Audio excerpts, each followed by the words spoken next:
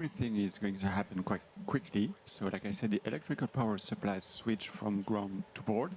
The cryogenic arms, which are feeding the upper stage with fuel, we see them retract 6 seconds before liftoff. The Vulcan engine will ignite first. We need to check it's working properly before we switch on the boosters. That's going to happen 7 seconds later. So don't be surprised if you don't see anything during these 7 seconds, because believe me, you will see and you will hear the launch. And you'll be hearing every milestone being called out by the DDO. He is the Range Operations Manager, and his role is in an... Oh, we'll wait for the 1 minute mark. Raphael. À tous de DDO, attention pour moins 1 minute. Top, H0, moins 1 minute. Right, so from here on, no more commentary from us. Don't be surprised if it doesn't take off immediately, because of course there are those 7 seconds, Raphael. Exactly, so just enjoy the launch. During which the Vulcan engines are set on, and then the launcher takes off. Go Ariane 5. Go Ariane 5. Enjoy.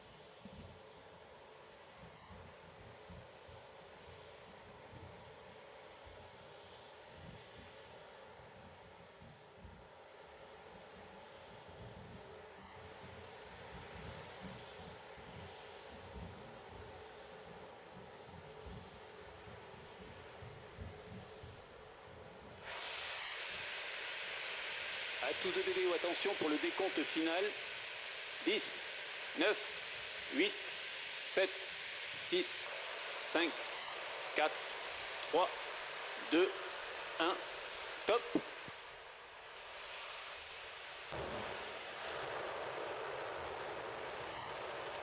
Allumage Vulcain. Allumage EAP, décollage.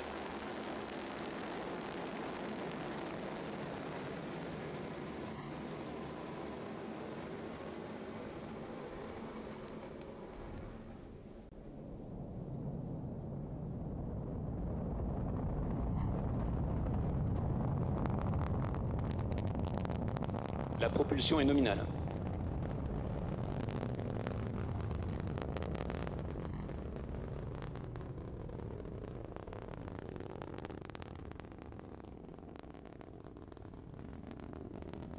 La propulsion est nominale.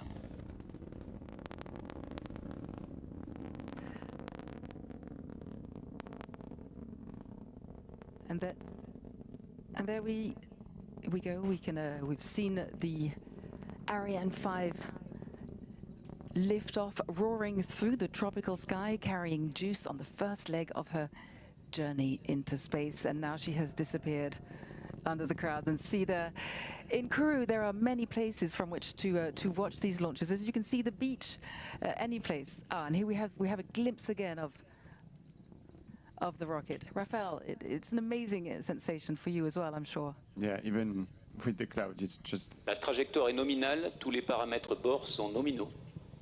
It's really, really always impressive, and it's an emotion to see it. So the DDO said that the trajectory is nominal, which means that it's working perfectly, it's going as planned. La propulsion est nominale, le pilotage est calme.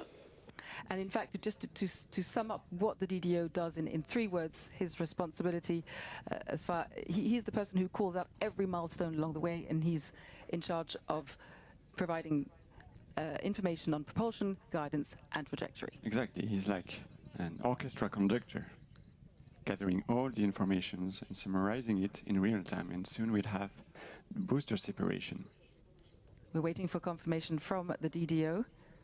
Séparation des EAP. So the boosters have been safely separated. This is great. They have provided 90% of the overall thrust of the flight, so they're doing the main job. And then soon we'll have the separation of the fairing. And by the way, you see a special drawing on the fairing right here. Children around the world were asked to submit artwork La trajectoire est nominale. Inspired by Juice's epic journey, and on this fairing, we see one child's interpretation of Jupiter embracing our spacecraft. Everything is nominal. Tous les paramètres bord sont nominaux. all parameters are going smoothly. And there we have it. We've seen it in our 3D Séparation preuve animation, confirmée. and we've just heard it from the DDO. Confirmed. So the fairing was used to protect the satellites from the friction of the air, but also from the noise generated during the ascent phase. We obviously need to safely separate the fairing, otherwise we would not be able to release juice into space. La propulsion est nominale. It also means that we have crossed the limit of the atmosphere. So juice is on its way to be separated in about 24 minutes from now. So by the way, we will have so the separation of the cryogenic stage when it has placed the launcher on an intermediate orbit. After this, I can mention that during, and we can actually see it on the motion design, because this is 3D animations here, that during the ascent phase, the launcher is set in what we call a barbecue mode. So it's slightly rotating on itself at a speed of 0.7 degrees per second. Le pilotage est calme, la propulsion est nominale. So we do this so that every face of the satellite is equally exposed to the sunlight. We just want to avoid overheating in one particular side of the spacecraft, which could damage the instruments. And as a matter of fact, when the upper stage is going to be injected on the targeted orbit, it will also rotate at a speed of 0.5 degrees in one direction, and then at the same speed in the other direction. Again, to avoid overheating on one part of the spacecraft, exactly like, a barbecue. Exactly. And of course, there are the onboard computers. What are they measuring right now, Raphaël? Well, they optimize the trajectory. La propulsion est nominale, le pilotage est calme. Everything is nominal, so they optimize the trajectory in real time. They minimize the propellant consumptions to bring the launcher to the intermediate orbit, targeted at the end of the main stage propulsion phase. And as a matter of fact, we are accelerating a lot right now. So within the next 3 to 4 minutes, we'll go from, 3.5 kilometers per second to more than 7 kilometers per second. So how much is that per hour? Because you're the engineer. 25,000 kilometers per hour. And ultimately, juice will be separated at a speed of almost 10 kilometers per second. And it will be separated at an altitude of 1,533 kilometers. Very precise. Okay. So the next milestone we are now waiting for, and we'll be hearing this again from the DDO, is the acquisition by our downrange station of Natal. That is located in on an island in the middle of the Atlantic. I'll just wait and hear that from the DDO.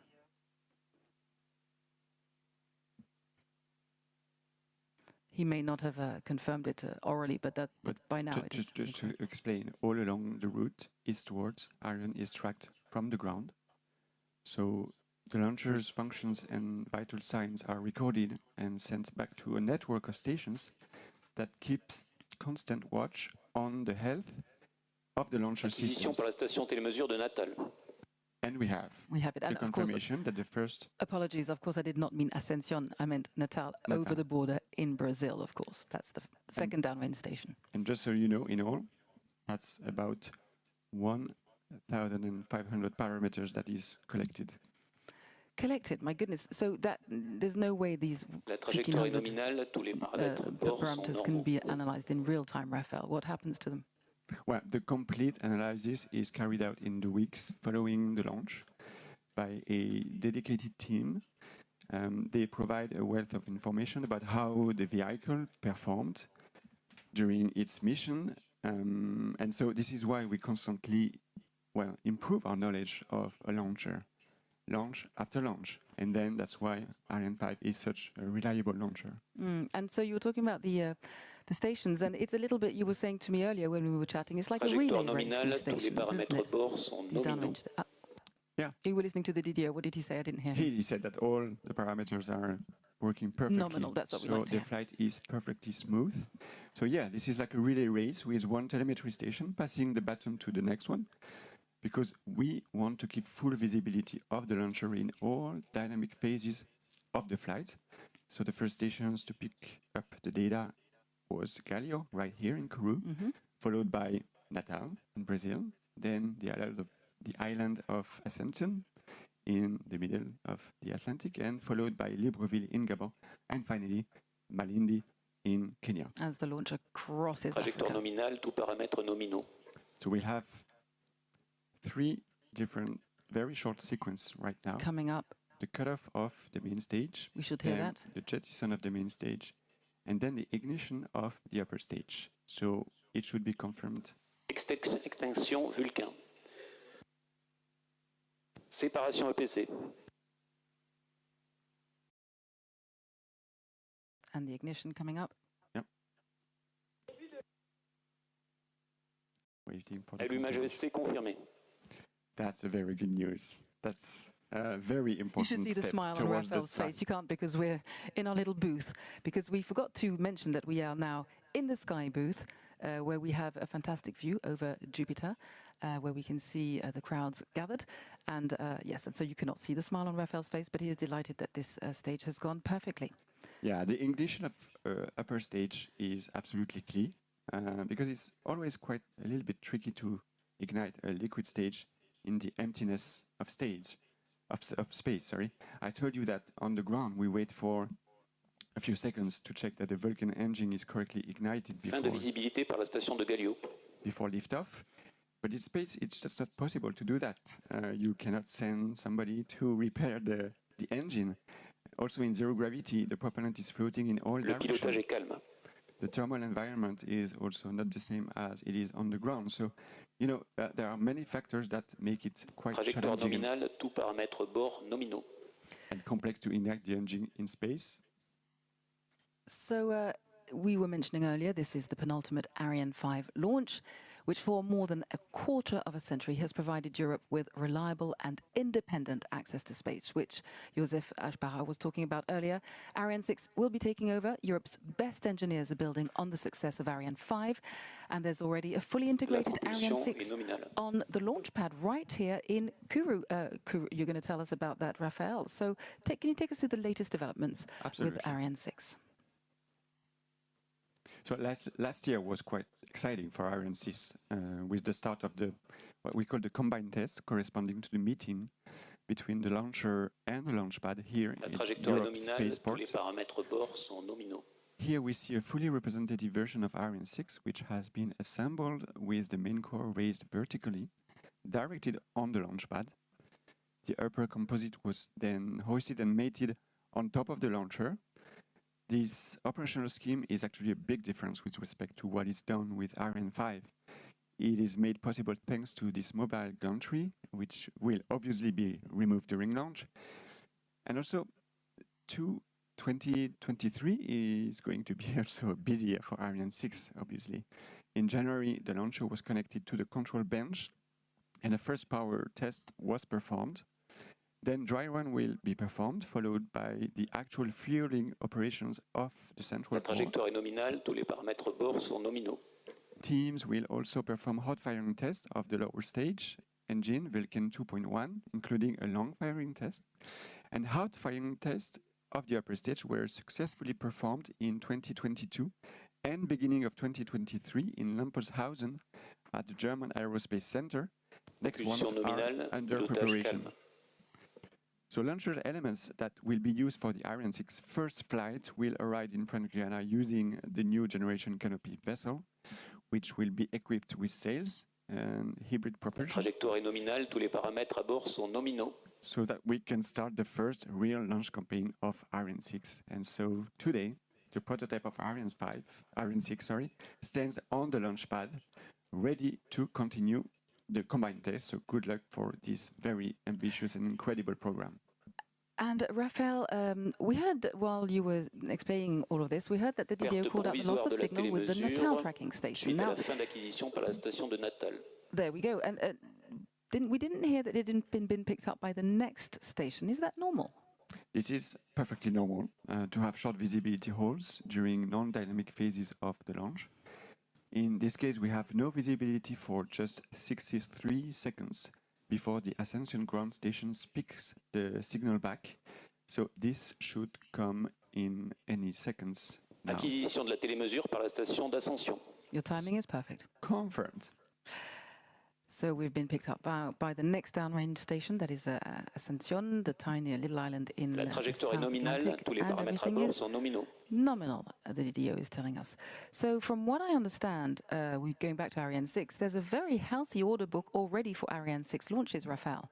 Yeah, Ariane 6 is already quite successful on the market, with already 28 launchers sold for both institutional and commercial customers. It is a very versatile, flexible launcher, perfectly suited for complex missions and satellite constellations deployment thanks to its high liftoff capability and its reignitable upper stage engine. La trajectoire est nominale, tous les paramètres bord sont There we nominaux. go.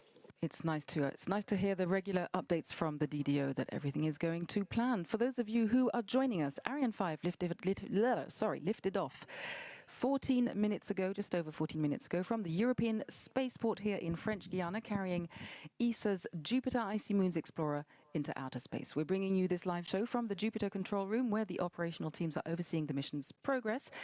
JUICE is due to separate in about 13 minutes' time, but this is just the start of its long journey on its way to Jupiter. Let's find out more about the tech on board that'll help it fulfill its mission. La propulsion est nominale, le pilotage est calme.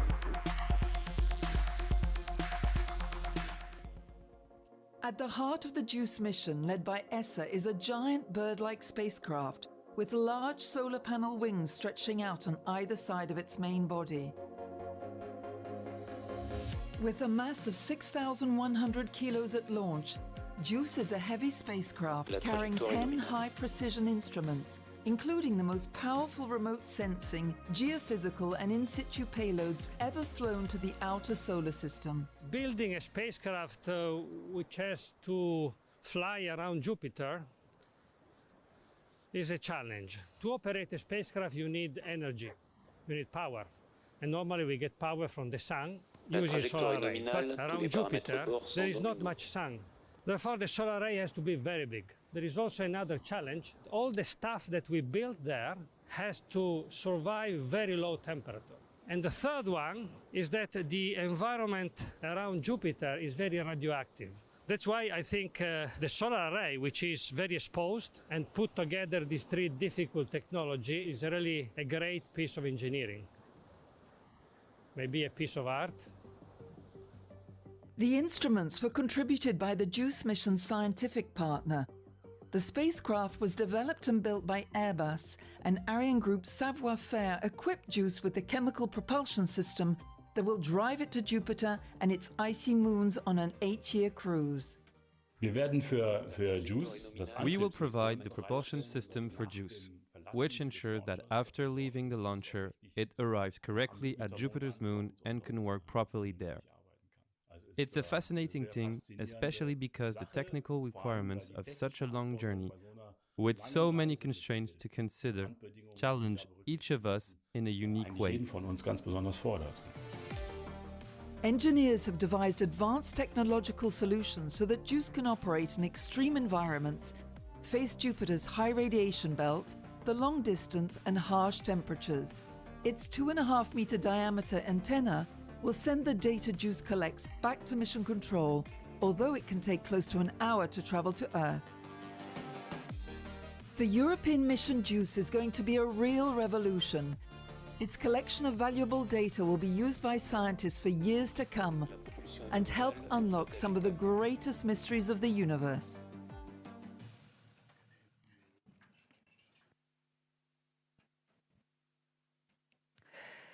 So, Raphael, JUICE is an emblematic European science mission. So what is it about this particular mission that inspires you as a rocket scientist? Well, Dream. And Dream has always been a very strong driving force. Acquisition par la station Télémesure de Libreville. For me, but also for, I think, everybody who works in the space industry. if we go on a more personal note, actually, before working at Ariane Space, many years ago already in my life as a space writer, I remember that one of my first real article I wrote was about Jupiter's icy moon and the preparation of the JUICE mission with a focus on the moon Europa. And you can imagine that I would have never thought back then that I would be here standing at Kourou Spaceport in the Jupiter room to comment on its deployment into space. And I think I'm not mistaken when I say that all my colleagues are inspired by such emblematic mission. It really gives us an extra boost each time. And especially when it comes to a mission aimed at looking for signs of life, that is just something else. It's difficult to actually fathom. Can you, I mean, yeah, the ambition of JUICE, and it's a very complex mission, by the way. La propulsion est nominale, le pilotage est calme.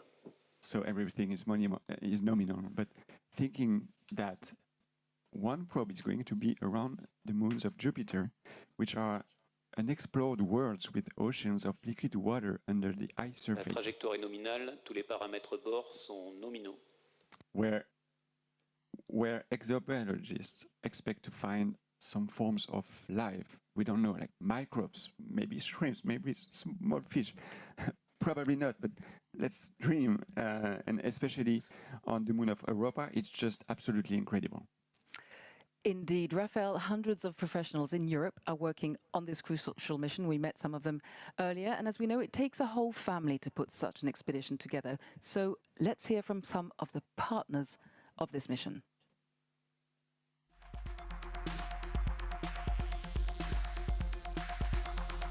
Bonjour, je m'appelle Victoire de Maincourt, je suis nationalité française, je viens de Toulouse, je travaille chez Ariane Espace. My name is Rossella and I originally come from Italy. My name is Oliver Troll and I'm a German rocket engineer working for Ariane Group in Bremen. I'm Italian and I'm a telecommunication engineer. Je suis espagnol, je viens de la ville de Madrid.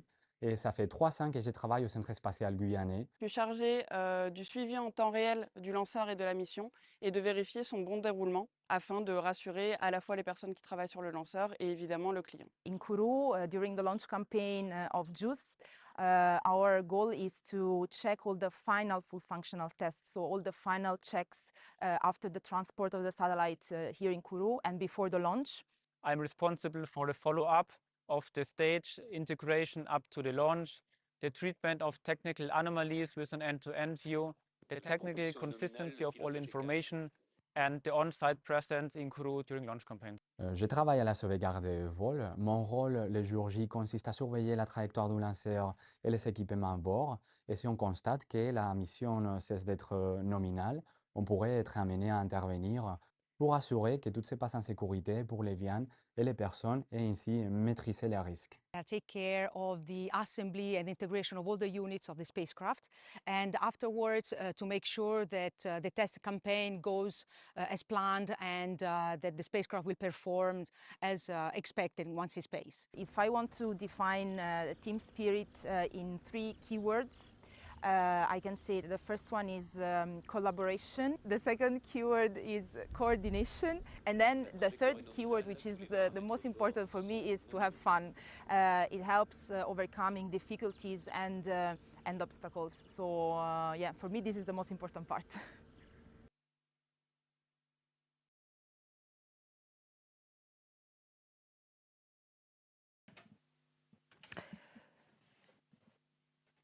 So we are coming up to 22 minutes after liftoff, which means that in just over 5 minutes, JUICE will be separating from the mothership and starting its own life in space.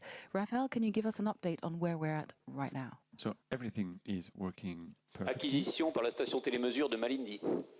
So we have the Malindi Telemetry station acquisition. So in the past 5 minutes, we went from 190 kilometers to more than 500 kilometers of altitude. So it now has a speed of 9.6 kilometers per second, which is absolutely gigantic. It is almost the speed at which JUICE will be separated into space. During the next 5 minutes, we'll increase altitude even faster. We'll gain an additional 1,000 kilometers in altitude. And by the way, the weight of our structure right now is 14 tons about, only 2% of the initial mass of the Ariane 5 when it was on the ground. That is just unbelievable, 2%. Ariane 5 typically launches geostationary transfer orbit launches. So here we're sending JUICE obviously much, much farther on an escape orbit. How is this different? How does it differ, for example, from launching a telecom satellite, which are many of the satellites that are launched with Ariane 5? Well, the energy to provide to the spacecraft by the launcher is higher. It needs to escape the gravitational pull of the Earth. Also for geostationary launches, we usually have a launch window of typically 30 minutes to 1 hour and a half, let's say, during which we can try and launch. And today's mission is sort of a rendezvous mission. And there was no launch window. It was what we call an instant launch. So we had to launch an exact time. So this is why everything has to go smoothly, even the weather before launching. Also, geo launches to the geostationary orbit usually happen in the evening. Today we launched in the morning, meaning that the team have been working all night during the final countdown. And also, we had to slightly adapt the filling of the tanks of the upper stage with cryogenic propellant, as the launcher was exposed to the sun since early morning, 6 a.m. So the sun heats and increases the pressure of the tanks, so we had to slightly underload it by 120 tons, which is, kilos, sorry. So how is it this mission in itself different in terms of preparation? Well, we needed to take extra care in terms of cleanliness, because before leaving the Earth, we want to know exactly what kind of biological material JUICE takes with it. In French Guiana, there were several institutes which took samples from JUICE in the various satellite preparation rooms. Of course, most of the microbes will be sterilized in space, watched out by space radiations, but some can survive. Here we see on the image His Majesty the King of Belgium and His Royal Highness Prince Gabriel. And they are here as VIP guests because Belgium has contributed rather importantly towards preparations for JUICE. So we were talking about, we were looking at the difference in preparation, weren't we? The second main difference is that, JUICE will perform very precise magnetic field measurements around Ganymede, the moon of Jupiter. And we had to measure many times the magnetic environment of JUICE during the launch campaign on the ground to make sure that in space it will measure only the magnetic environment of Ganymede and not its own magnetic field. Because it has a very, very strong magnetic field, of course. Exactly. Okay, and so in a nutshell, looking at the time, we actually have, I haven't heard it from the DDO, did you? So right now, we are in the stage where the upper stage is performing slight orientation maneuvers to separate the spacecraft in a very specific direction. It's important to do so on time in a very precise way, as it will really drive the satellite injection accuracy and have an impact on the rest of the spacecraft's lifetime in space. Just to give you an idea, in end of May, JUICE will perform what we call a trajectory correction maneuver. And so the better the injection precision, the less important the maneuver is going to be, meaning that JUICE will be able to save its precious fuel for the rest of the mission. And Raphael, we are 30 seconds away from separation. What are we going to see exactly? And then we'll stop the commentary and wait for the moment. In a nutshell? Well, let me remind you that this is 3D animation here, but the teams are receiving signals and information in real time, and it is them who will confirm the separation of JUICE on its liberation orbit. They will provide all necessary information to ESA teams so that they can inquire the spacecraft. Let's wait for confirmation from the DDO.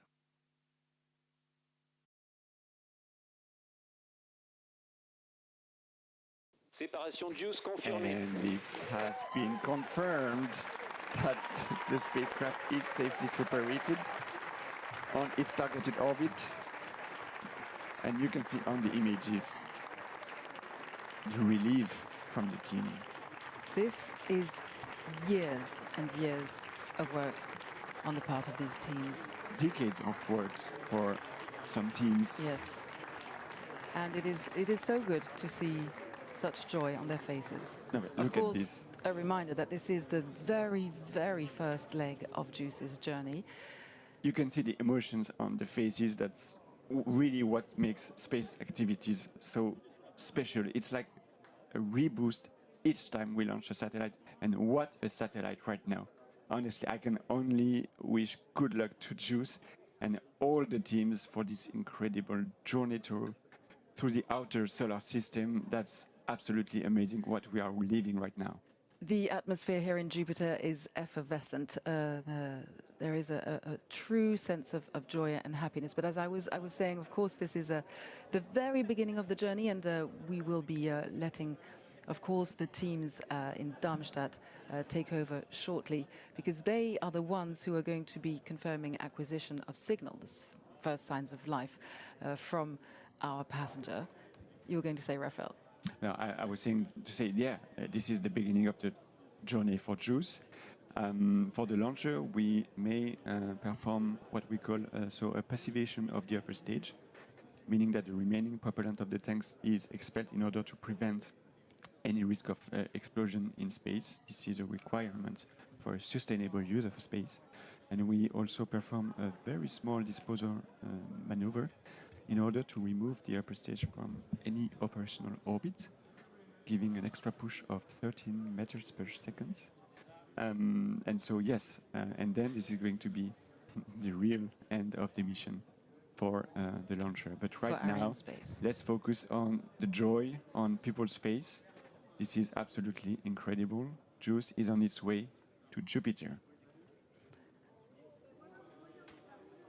And it is especially a joy when you know, considering the stress that a delay brings. Even though we know that the passenger is safe, it is a lot of work for many people to have to delay, and a very safe choice to make, of course, as we can see today. So again, in a few minutes, ESA teams will acquire the satellites. We're now waiting for, of course, for comments from Stéphane Israël, who's just been mic'd up in the fishbowl, and he'll be with us very shortly. So we'll of course tell you when he's with us. We'll let you know, and we'll let you enjoy the smiles and happiness on everyone's face.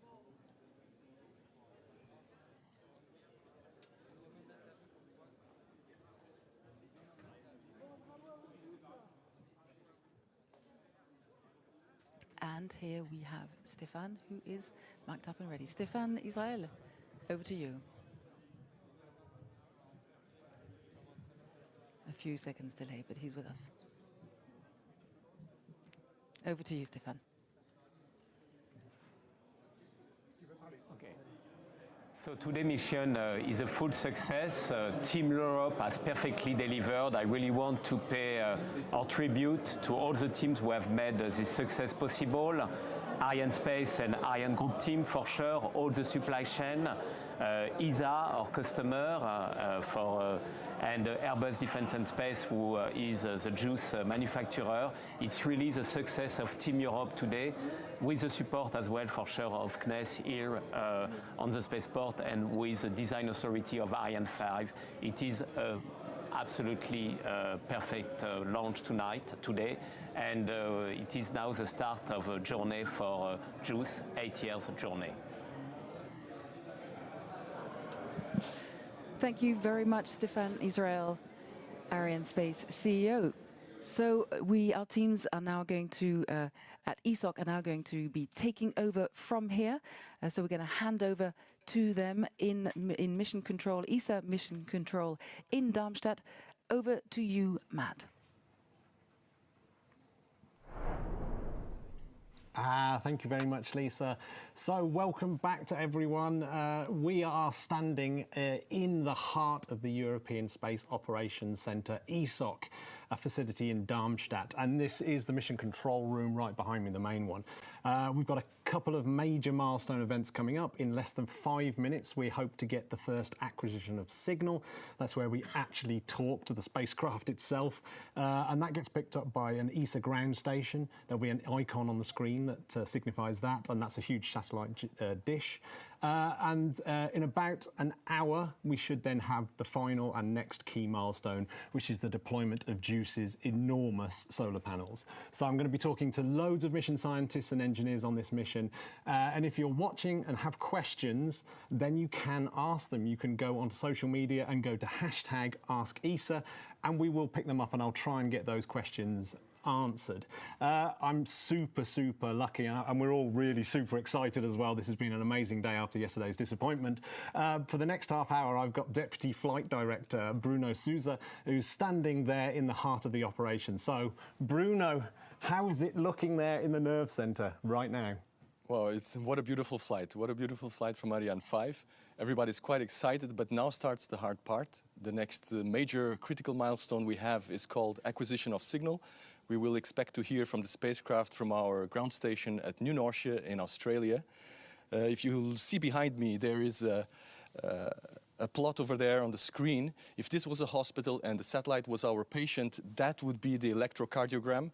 And what we want to see there is a nice, beautiful shape, should resemble the Himalayas with a Everest in the middle.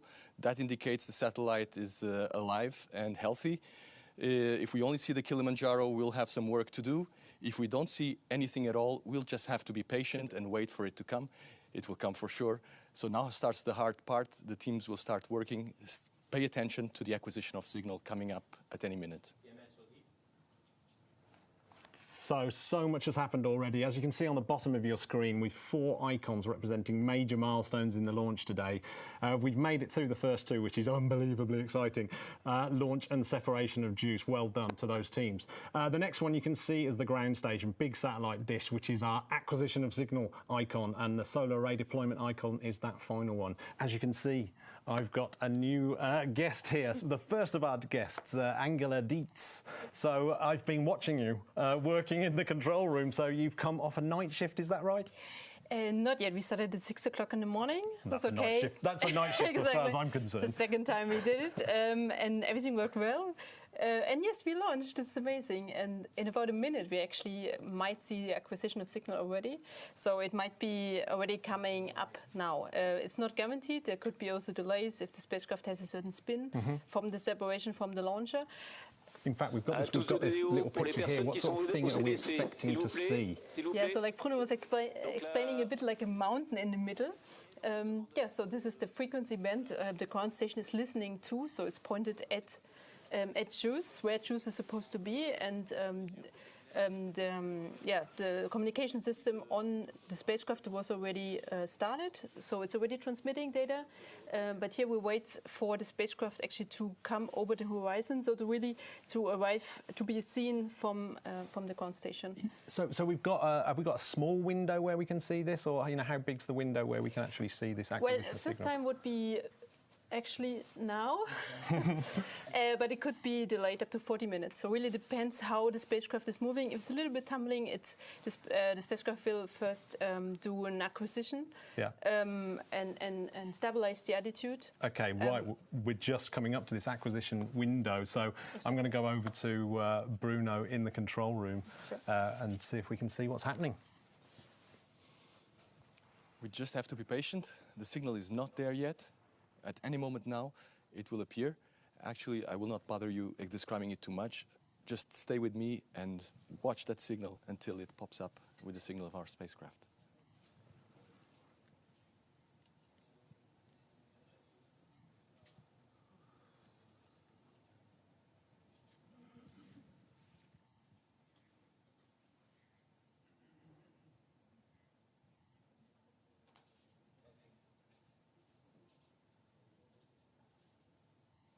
ODOM.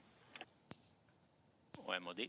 Quick brief from Lunar-Earth. They see the downlink signal from Ariane. Copy. so it's about seconds or minutes that we will see juice.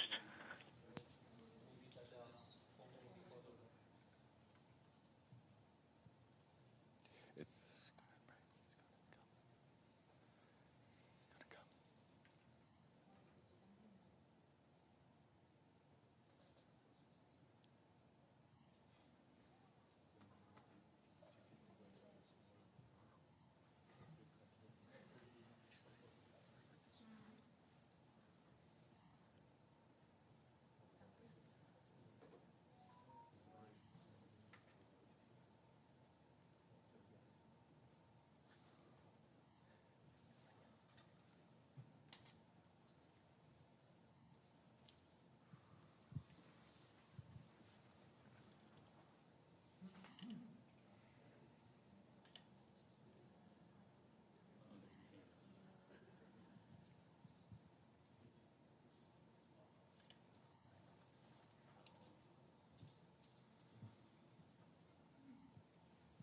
Copy that.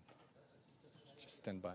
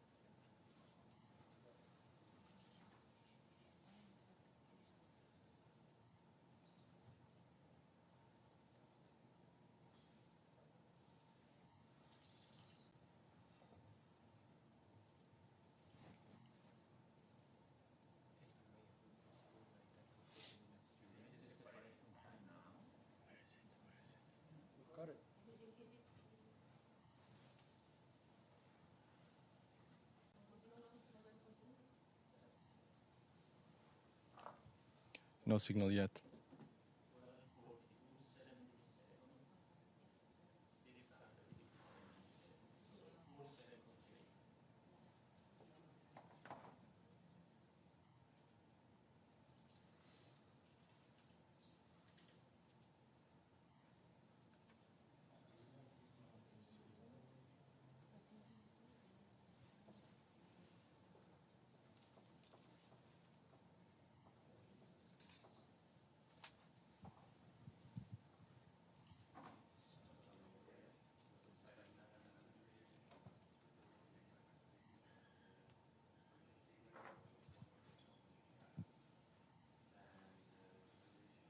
La dernière manœuvre d'orientation de l'étage supérieur se poursuit de manière nominale.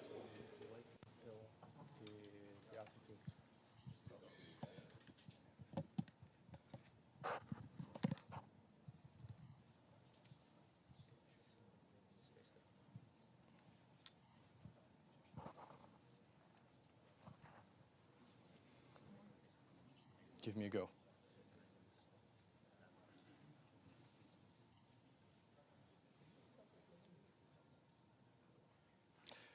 We still don't have acquisition of signal at this point. This satellite, as you might have heard already, has been separated from the launcher, from Ariane 5.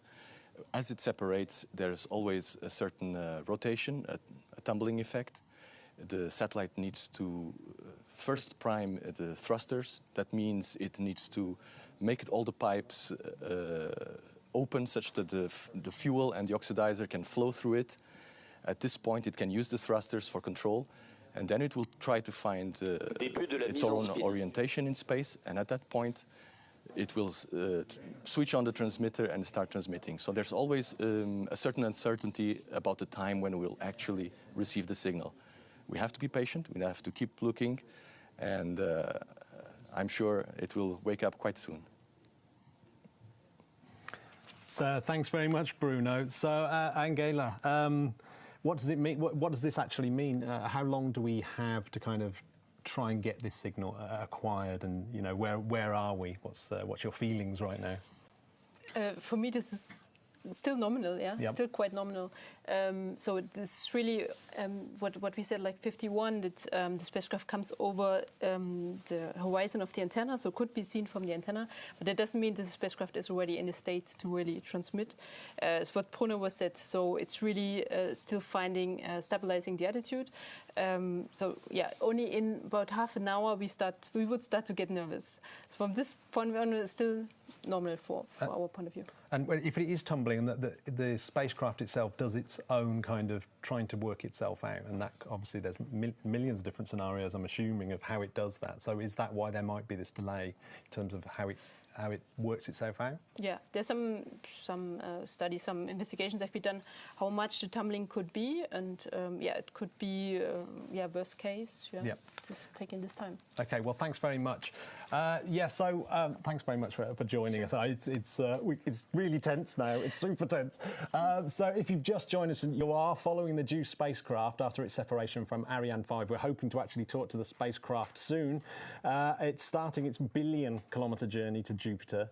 Well, many billion-kilometre journey to Jupiter. We're in the European Space Operations Centre, where the fleet of the European satellites and spacecraft are actually flown and controlled by a large multinational team, people at Angela.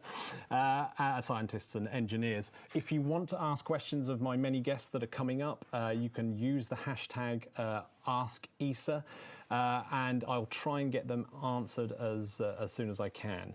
But in the meantime, I'm going to switch you back over to Bruno. To me. Oh, for the who's who in the main control. Yeah, tell us who's who who all this international team are. Just as well, it's a good opportunity to introduce everybody who's in the control room right now. And I will start with this side of the room. And this function are the software coordinators. Today, Marta and Luca and Danielle are taking care of all our software. So all the software that is running on these consoles and on the servers, it's taken care by them. If anything fails, they bring it back up. Right next to them are the ground operations managers, and they are taking care of all the facilities, all the ground stations, making sure that we are connected to the ground station, configuring the ground station to listen in on the satellite, so they will be responsible for finding the satellite in the sky shortly. Now we move over here to the flight control team. And in the flight control team, they're responsible for operating the satellite, so they will take over control once we see it in the sky. Different functions are present here. On the front row, platform is responsible for our radio communication system and for our thermal system. Rudy is on shift at the moment.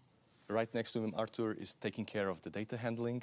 That's our onboard computer, our mass memory, and all the routing of data to the ground is taken care by Arthur. And then over here on this side, we have the attitude and orbit control expert.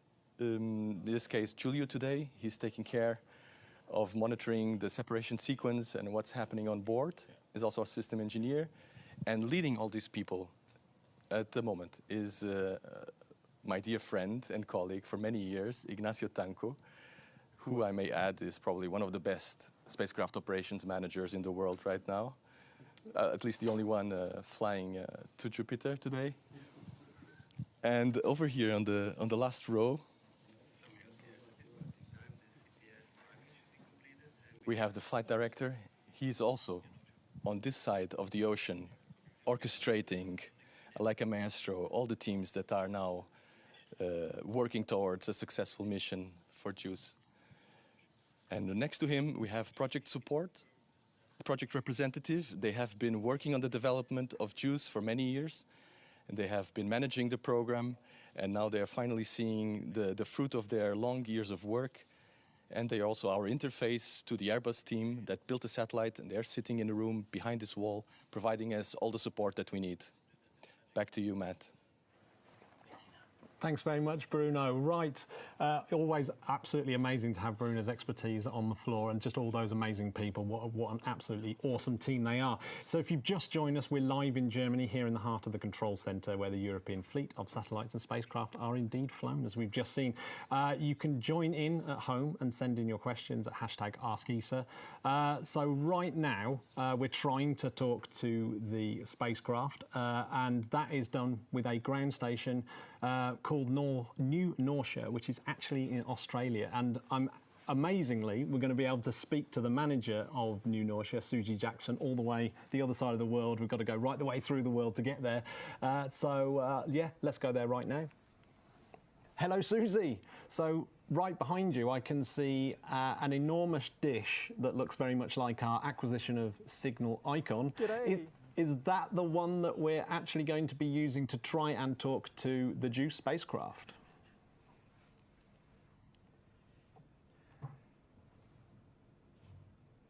Yes, so this is New Norcia 1. This is our 35-metre main antenna here at New Norcia, and we're currently having a go at acquiring JUICE as we speak. As you can see, we're up a little ways away from the horizon already, so the spacecraft is up in the sky here. Conditions here are really good, really nominal, and we're waiting for the signal to come in from the spacecraft. So that does look like an enormous dish. Does that track it straight away, or is there another dish that sort of can move faster and get a hold of the spacecraft before this massive, enormous dish does?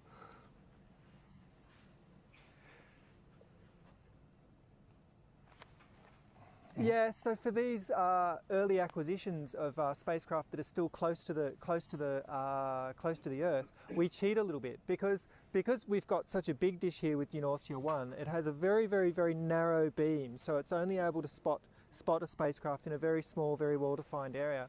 Because we aren't completely sure where JUICE is yet, there might be a little bit of variation in its trajectory, although I hear everything's nominal so far. We use a smaller antenna, which is up behind me on the hill, called New Norcia 2, and that's a 4.5-metre antenna, and it has a beam width that's close to 10 times as big, so it's about half a degree. So if JUICE is up there and it's transmitting to us, we'll see it. So as soon as JUICE gets its act together and gets its attitude stabilised and starts talking to us, we'll definitely hear that signal. Yeah, JUICE is keeping us all guessing at the moment. So how long can this dish actually track JUICE for? Is it for the whole day, or how does that work?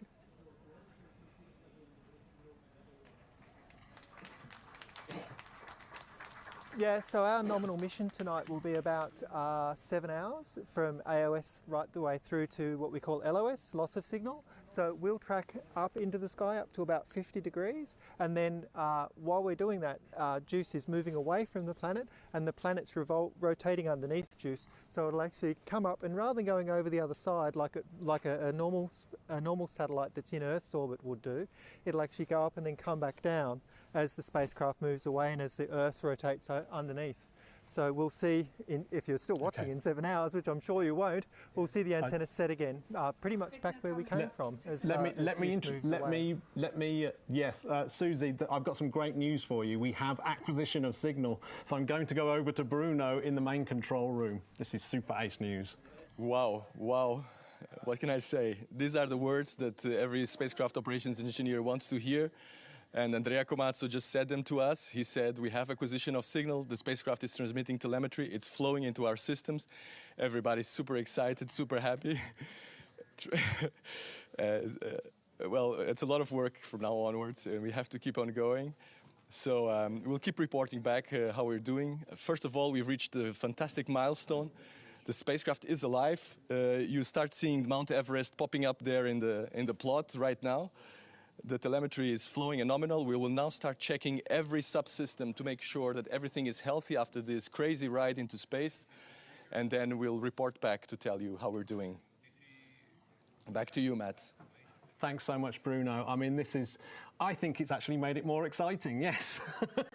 Now, don't forget, you can get involved at home and ask questions. And we are on a roller coaster, so we've just hit our first of our milestones. We've got one more really big one coming up. So if you fancy joining in, asking questions, then please do send in your facts. So I'm going to be joined in a second after I show you a video about how exciting this whole journey has been for mankind, getting here to send a spacecraft off to Jupiter. And so we're going to play you a little video now, and I'm going to take you back in time. We're going to go back, far back in time.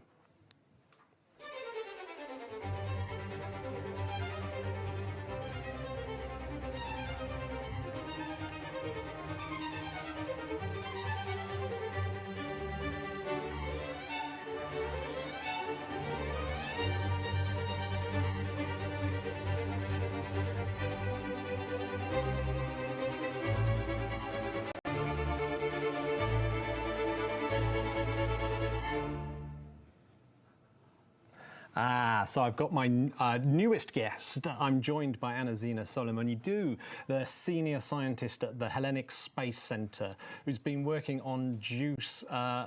Welcome to the show. Thank you. So we just saw a video that went back to the moment where Galileo saw Jupiter with his own eyeballs. I mean, this is incredible. So tell us why Jupiter is just so fascinating. Well, Jupiter has countless fascinating facts. There's so many things to tell about Jupiter, right? First of all, it's the largest planet of our solar system. It's really massive. It's similar to a star, but it never got big enough in order to start burning. So compared to Earth, it's more than 300 times more massive than Earth is. Pretty big. Mm-hmm. And in fact, it's actually 2.5 times more massive than any other planet of our solar system combined. So that's about size, right? Then it has very big storms, like the red giant spot that we have on Jupiter, that it's been there for hundreds of years, and it's covered also with clouds that they're like 50 kilometers thick. So you can imagine about the size, right, and what we're talking about. It also has rings. We don't know that much, about Jupiter's rings compared to what we know about Saturn, for instance, but they're there. It's just they're a little bit fainter, yeah. It has been observed by 8 different spacecrafts throughout the time, and of course it has the most moons than any other planet of our solar system. So we count 95 moons up to today, and some of them, the Galilean moons, are so interesting and so important that we're sending a mission to go there and look at them, a dedicated one. We've had this picture up on the screen. Is this the sort of thing that Galileo might have seen through his telescope? Well, I can imagine that he didn't see that precisely. It was something fainter and more blurry, but he saw something, so that was very important. Yeah. So when he first looked at Jupiter, did he actually see the moons when he first saw it, or did he have to sort of adapt his optics and get better and better actually being a telescope maker? Exactly. Yeah. So while Jupiter was known since the ancient times, Galileo was the first one in 1610 that made a detailed observation of the planet. And because he made some improvements to his small telescope, he was able to observe more distinctly some bodies, and that's how he was able to observe the Galilean satellites. So we're talking about Io, Europa, Ganymede, and Callisto. So, yeah, and in a sense, Jupiter is going to try to do the same if we think about it. Yeah. So Galileo improved his small telescope, his main instrument, and he was able to see something that wasn't seen before. So now with JUICE, we're going back with state-of-the-art, new and unique instruments to improve what we've seen before with previous missions.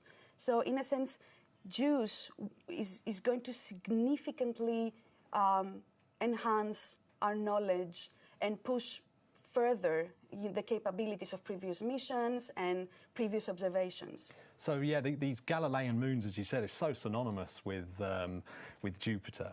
the actual mission itself has actually got a tribute to the man himself, Galileo. So do you know, can you tell us just a little bit about that tribute? Yeah, there's a plaque that is mounted on the spacecraft. And it actually replicates a few pages from... I think we have a little bit of a screen here of it. Exactly. So you see this being mounted on the spacecraft, and it replicates a few images from Galileo's book, where he described the observations of the moons back in 1610. So I think it's very emotional, and it's a very nice touch to bring something from Earth to this, outer solar system body. And say, okay, we've been following you for so many years. Yeah, it's beautiful. I'm just going to remind listeners that they can ask questions of my guest. You just have to find social media and just use the hashtag #AskESA. We're actually in Darmstadt in Germany, which is where they fly and look after all these amazing spacecraft that the European Space Agency build. And I'm here with scientists, engineers and spacecraft specialists. It's a real special moment to talk to these people on what is one of Europe's biggest missions ever, this journey to JUICE. I'm going to hand over to Bruno because he has some news for us. Let's go. More good news. The spacecraft is in a hurry. We acquired a signal and we just realized that the spacecraft is going quite fast through the configuration and to the automatic sequence that is leading us towards the solar array deployment. So in fact, the last pyrotechnics that will release the solar rays will fire in about 15 minutes. And at that point, we might start seeing the solar rays then deploying and reaching their final position. So all in all, we should count on about 20 minutes until we have the solar rays fully deployed. Thanks so much, Bruno. That is like amazing news. We've gone from being scared to being joyous here. So someone's actually sent in a question from Twitter, and it says here, a question from my daughter. Why are you going there? That's the key question, I think. We're going there because we want to go, we're going to be close and personal with the habitable worlds of our solar system. And we have amazing examples there. We're talking about Ganymede, Europa, and Callisto. So we go in there, because we have some fundamental questions to answer, and these are coming from the previous missions. And some of them is very simple. How do these moons look like in detail? We're going to spend some time there, so we will have the opportunity to look closely and overlap, go back to the previous, to places that we visited before and see how do they change with time. We want to see also, we want to examine, explore a typical gas giant like Jupiter. This is an amazing opportunity. And we want to see how this complex environment formed and shaped all these moons. So we have pretty good reasons to go back. And specifically, if we think about the moons, we're going to look very closely at Ganymede, and Ganymede is the largest satellite of our solar system. It has its own magnetic field that doesn't happen with other satellites, right? Super interesting, yeah. And it's a very good example of a liquid environment. Let's not forget that the most interesting fact about these moons is that they're ocean worlds. And what does that mean? Is that they hide a liquid ocean underneath their icy surface. So Ganymede is a very good example of a liquid environment trapped in between icy layers. Then we go into Europa, and Europa is 4.5 billion years old, but the surface is only 20 to 180 million years old. So it's very, very young. And it also, we suspect that the water there is in Europa is double the water we have here on Earth. So it's the best candidate. If you want to find life out of Earth, Europa is a very good candidate to go and search and look around. I mean, that's why we're going, isn't it? The water things. Thanks so much for joining us. I mean, thank you, it's my pleasure. The whole purpose of going to Jupiter is just blowing my mind. But thank you so much. So we've just got to the hour mark after launch. So I think it's about time we went back to Bruno and got more of an update. What's happening in the control room, Bruno? Hi, Matt. It's all going according to plan. The pyros are firing in sequence, Every time one fires, we wait another 2 minutes, the next one fires. We will get an information as soon as we reach the last ones, and then we will know that we are just a few minutes away from full array deployment. So we just have to hang on a few minutes more. Everything is going super smooth. All subsystems have reported already that the spacecraft looks quite healthy, so no reason to worry at this point. Let's just keep watching. A few minutes more, and we should have also power being produced by the spacecraft itself. Thanks so much, Bruno. So, sending a spacecraft to Jupiter really is no mean feat, with some very hard obstacles to overcome. I'm delighted that I'm joined by Frederick Fay from Airbus, who are the main contractor that actually built the actual spacecraft itself. So, welcome, Frederick. So, what are the challenges for the spacecraft? It's a super harsh environment, isn't it, space? And so what are the challenges that it faces on this 12-year timeline? In fact, we're looking at this timeline here. Can you describe a little bit about the journey, about how the actual journey works? And yes, so in fact, the mission was defined to maximize the mass of science instruments to be brought to Jupiter. And to do that, Ariane 5 was not powerful enough to send directly the spacecraft toward Jupiter. The payload mass would have been too small. And what has been designed by ESA mission analysis team and then tuned by flight dynamics team is multiple flyby to benefit from gravity assist of massive planet on the way to Jupiter. And as a result, we have 1 year after launch, we'll have a lunar-Earth flyby, which will first accelerate the spacecraft. In fact, send it toward Venus 1 year after, then accelerate again around the Earth, a third acceleration around the Earth, and then a 2.5 leg to Jupiter. And it was within the mission capability to be able to reach Jupiter within 10 years. It was the requirement for the mission analysis.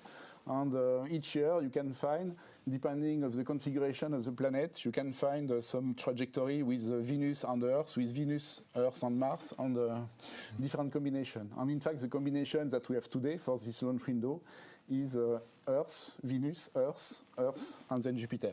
With some peculiarity on the first one, to have an even more effective kick at the beginning of the mission, mission analyst guy have found a possibility to use lunar and Earth in a 1 day separation. So first you are at 700 kilometers just around the moon, and then you are 1 day after around the Earth, and you have a double acceleration that improves the overall energetical scenario. Then at Jupiter, we'll have a full tour with 3 moons explored, so Callisto, Ganymede, and Europe, 2 times Europe. And this is done through 35 other flyby. So these flyby are both scientific, but also used to shape the orbit and progressively to go toward an orbit that will enable us to orbit around Ganymede. That will be also very first in spacecraft mechanics.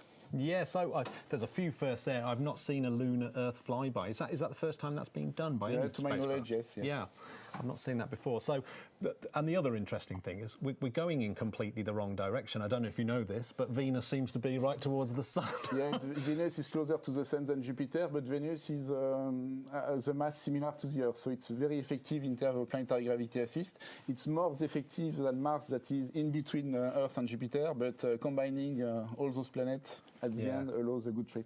Yeah, I mean, it's interesting, isn't it, that even in 6 years' time, she's still going to be flying around the Earth. Yeah. And it's incredible, isn't it? So on this journey, we've got really extreme temperatures, haven't we? We've got, like, I'm assuming by Venus it gets incredibly hot, and out by Jupiter there's virtually no sunlight. This is one of the difficulties of the mission. To benefit from this Venus flyby, it means also that we have to face solar flux will be very high, about two times the flux received on Earth, so about 3 kilowatt per square meter. We go even closer to the sun than Venus. And at Jupiter, we are at a very low sun illumination. So the range of sun illumination is from 1 to 60, meaning that the spacecraft has to cope with very hot and very cold temperature case. In the very hot case, some area of the spacecraft will be at plus 250 degrees C, so we need some specific material. And when we are at Jupiter, in particular at the end of Jupiter eclipse, which can last up to 5 hours, then the temperature of the coldest part of the spacecraft, which is the solar array, drop down to minus 230 degrees C. So you have to design a spacecraft that cope with more or less 500 degrees of excursion in temperature. Yeah. So, what solutions you've actually developed to do that? Well, it's multiple solutions for the body of the spacecraft. It's first isolating the spacecraft from the sun, so it's by multi-layer covers, thermal covers. We have up to 25 layers, which protect the spacecraft. When we are close to the sun, going to Venus, we also point the high gain antenna towards the sun, which is used as the first heat shield. And we communicate with the Earth with another antenna that will be deployed in a couple of hours, the medium gain antenna that is 60 centimeter diameter. For the solar array, to avoid that the solar array are too hot, we tilt them to minimize the surface presented to the sun. And this tilt is maintained when we are in between the Earth and the sun. And then at Jupiter, we have to benefit from the multi-layer insulation that enable to maintain the electronic inside the spacecraft within, let's say, a comfortable environment with a minimum of heater power that is also provided by electrical heaters. Yeah, I've got some questions coming in from social media that I'll ask you in a second. I've just got one question that the radiation that we're getting at...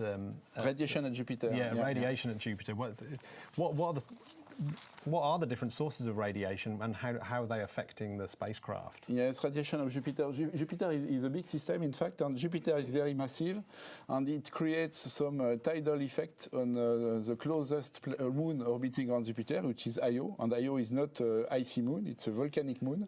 This volcanism is created by Jupiter gravity, and as a result of that, you have a large ejection of Io material, basically sulfur dioxide, that is then catched by the magnetic field of Jupiter.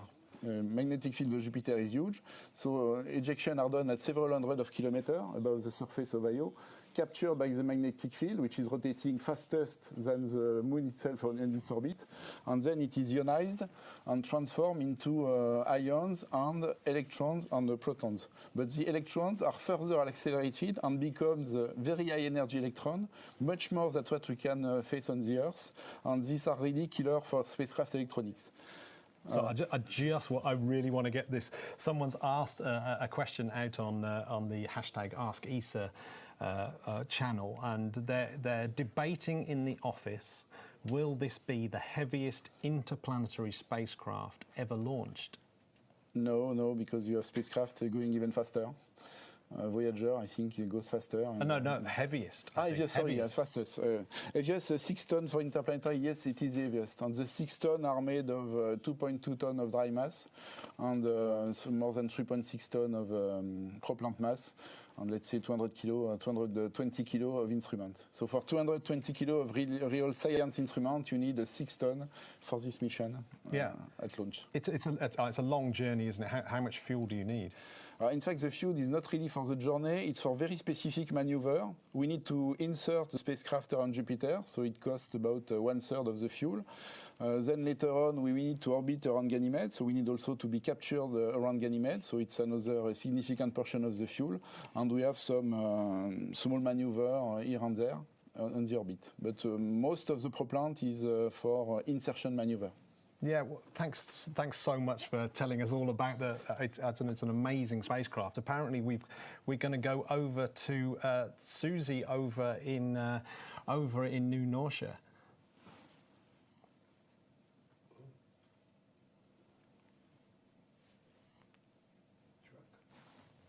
Truck. Is that not right? G'day, Matt. Hello, Susie. We've got you back. Hello. Hello. So Susie. Hello, Matt. How are you? Very well, thank you. So Susie, how do we communicate with a spacecraft that's that far away?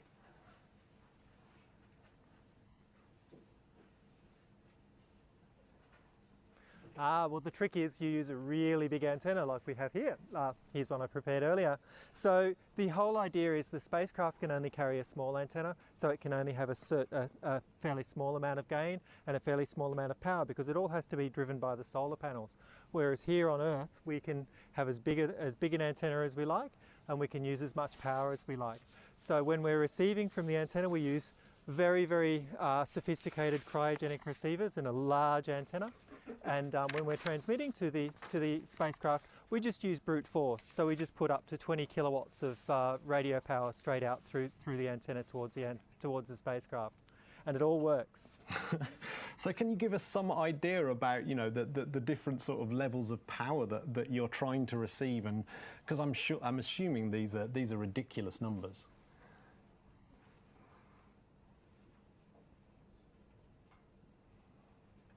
Yeah, so an analogy is if you're standing on the surface of Mars and you have a mobile phone, now of course assuming that your mobile phone is in the frequency bands that we use for space communications, which your mobile phone isn't, but if you had a mobile phone on the surface of Mars, we'd be able to pick up that signal. We have some of the most sensitive receivers on the face of the planet. Oh, so how long does it take a command to actually reach the spacecraft? Because you're not just receiving signals, are you? You're actually able to talk to the spacecraft as well and then hear back from the spacecraft. How long does that whole process take, and what are the challenges there?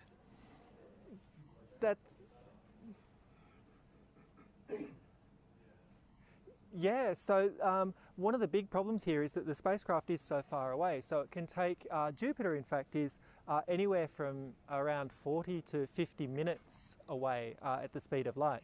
So of course the commands travel out to Jupiter at the speed of light. So they'll get there in 40 or 50 minutes. A response from the spacecraft can take another 40 or 50 minutes to come back. So you're looking at a round trip time of an hour and a half.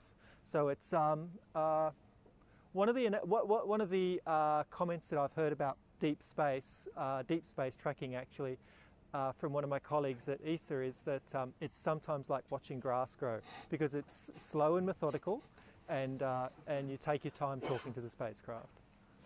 Yeah, can you describe the process of sending commands? Is it different to receiving commands? Is there any similarities and differences? What are the main differences there? Well,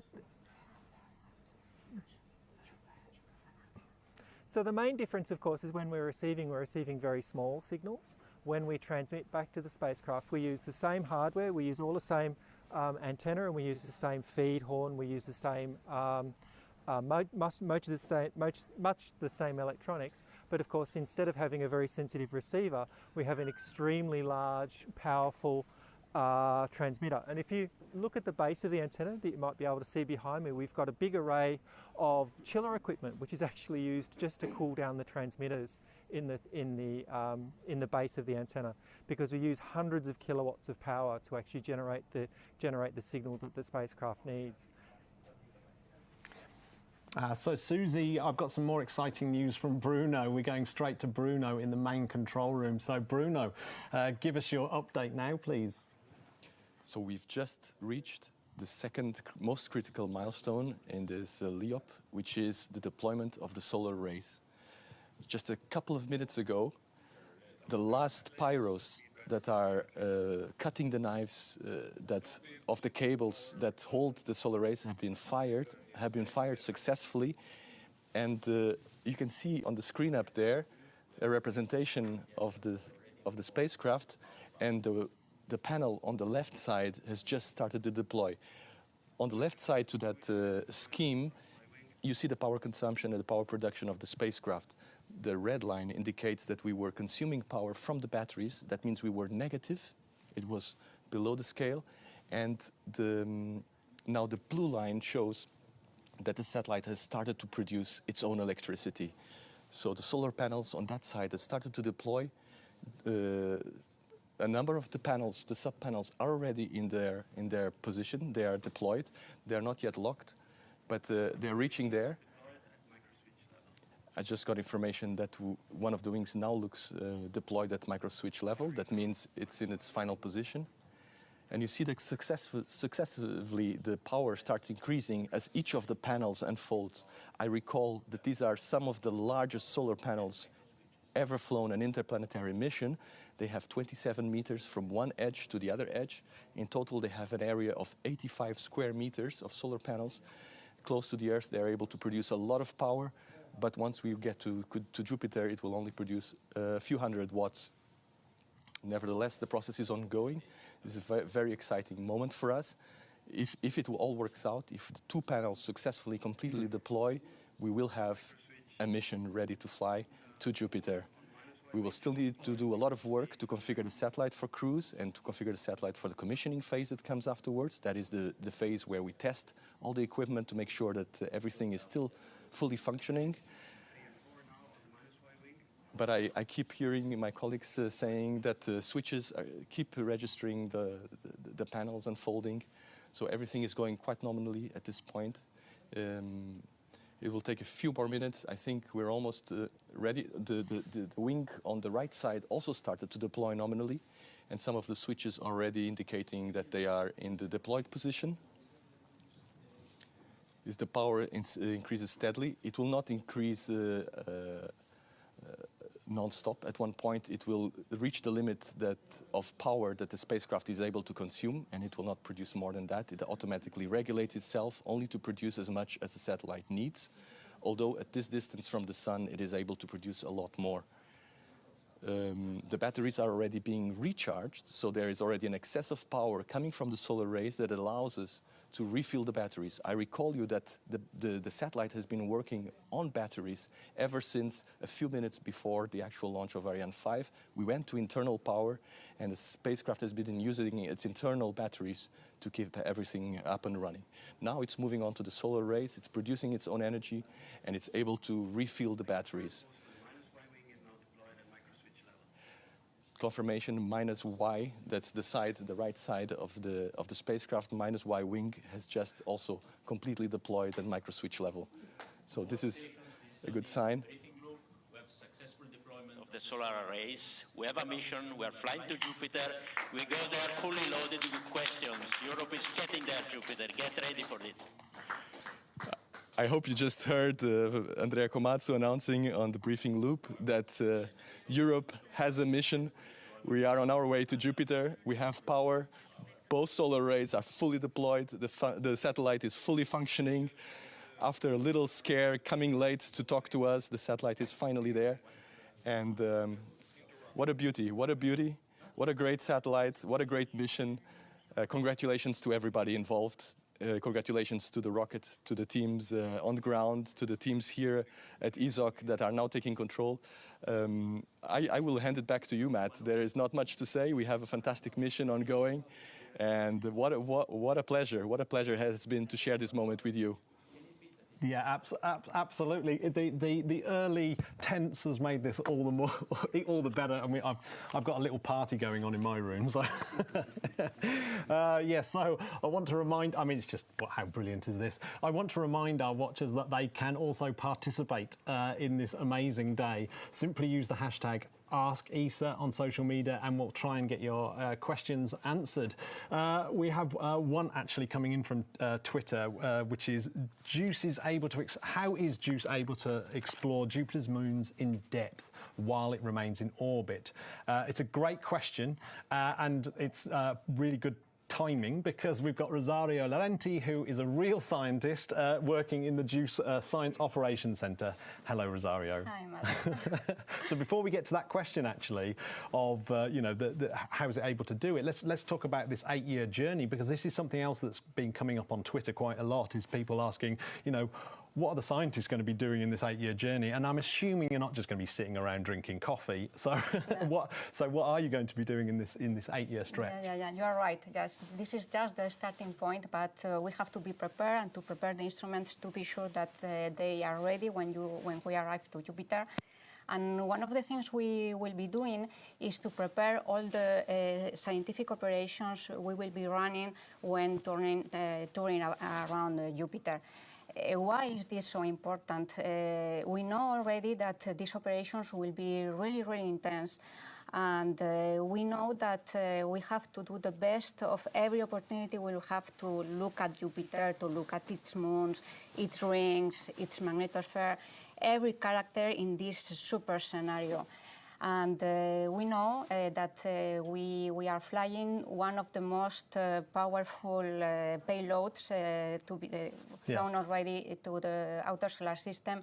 And for us, it's like organizing a super orchestra and trying to play a great symphony with the best instruments, the best players. And you know, this is impossible without a rehearsal, without a script. So for us, our symphony is the science return of the mission, and we have to make the most of it. And I'm actually being told that there's an announcement, so I'm just going to pause you just for a second before we get on to the answer for the next Twitter one. There's an announcement from Kourou, so we're going to go over to Kourou now. So Lisa, are you over there in Kourou?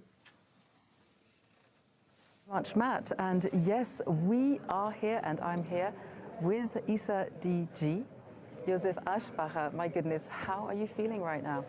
Oh my God, how do I feel? I feel very relieved. It's just, but I also feel very proud for Europe and for everyone who has contributed to this mission.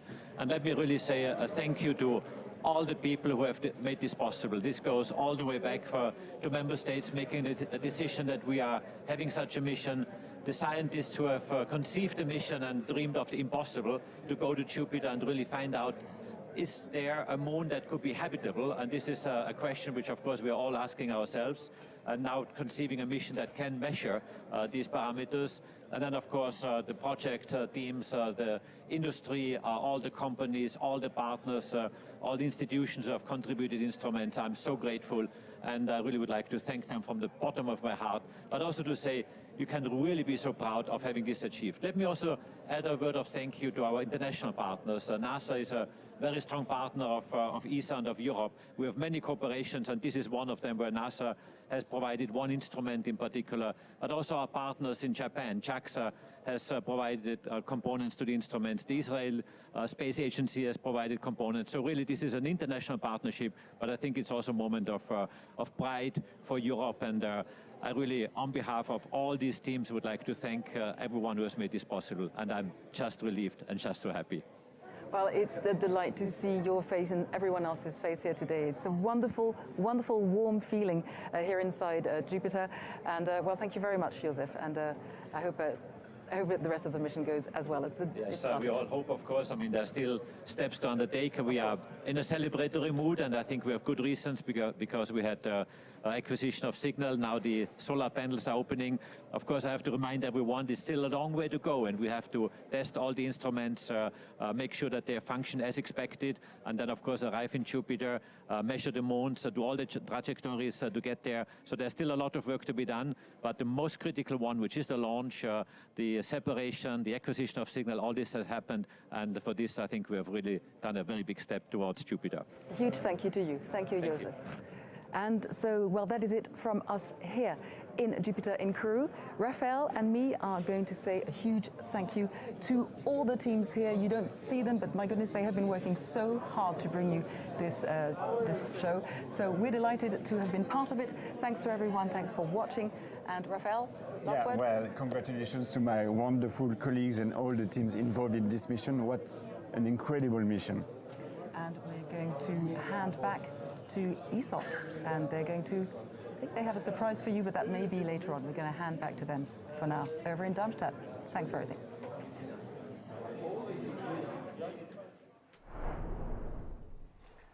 Thanks very much, Lisa. Yeah, how amazing. Congratulations to all those teams, and well done, Ariane 5, for delivering this payload, special payload into space. What an amazing moment. For those who've just joined us, I'm actually in Germany, where they actually fly these spacecraft and out to Jupiter. And I'm with Rosario, and we were just getting onto a Twitter question, which was, how is JUICE going to be able to explore the moons in depth when it's out at, once it's in orbit around Jupiter? Yeah. Well, a funny way to look at this is to imagine JUICE as a 6-ton beast, and the instruments as the senses of this beast, and the way it perceives the world, and in particular the Jovian moons.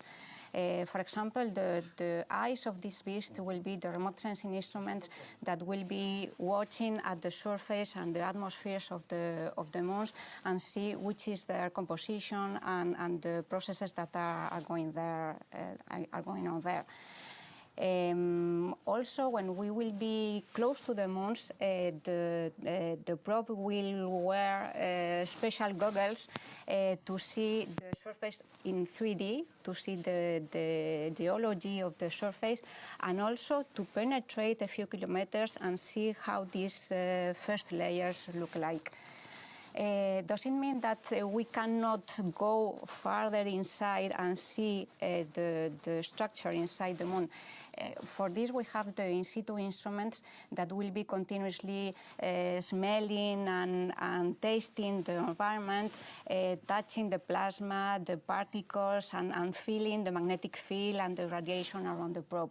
So everything together, also together with the way the probe is feeling its weight with respect to the gravitational pull it receives from the moon, everything together will allow us to understand the internal structure of the moons, and among other things, to know why there are and why and how and where the oceans of liquid water are and if they are habitable.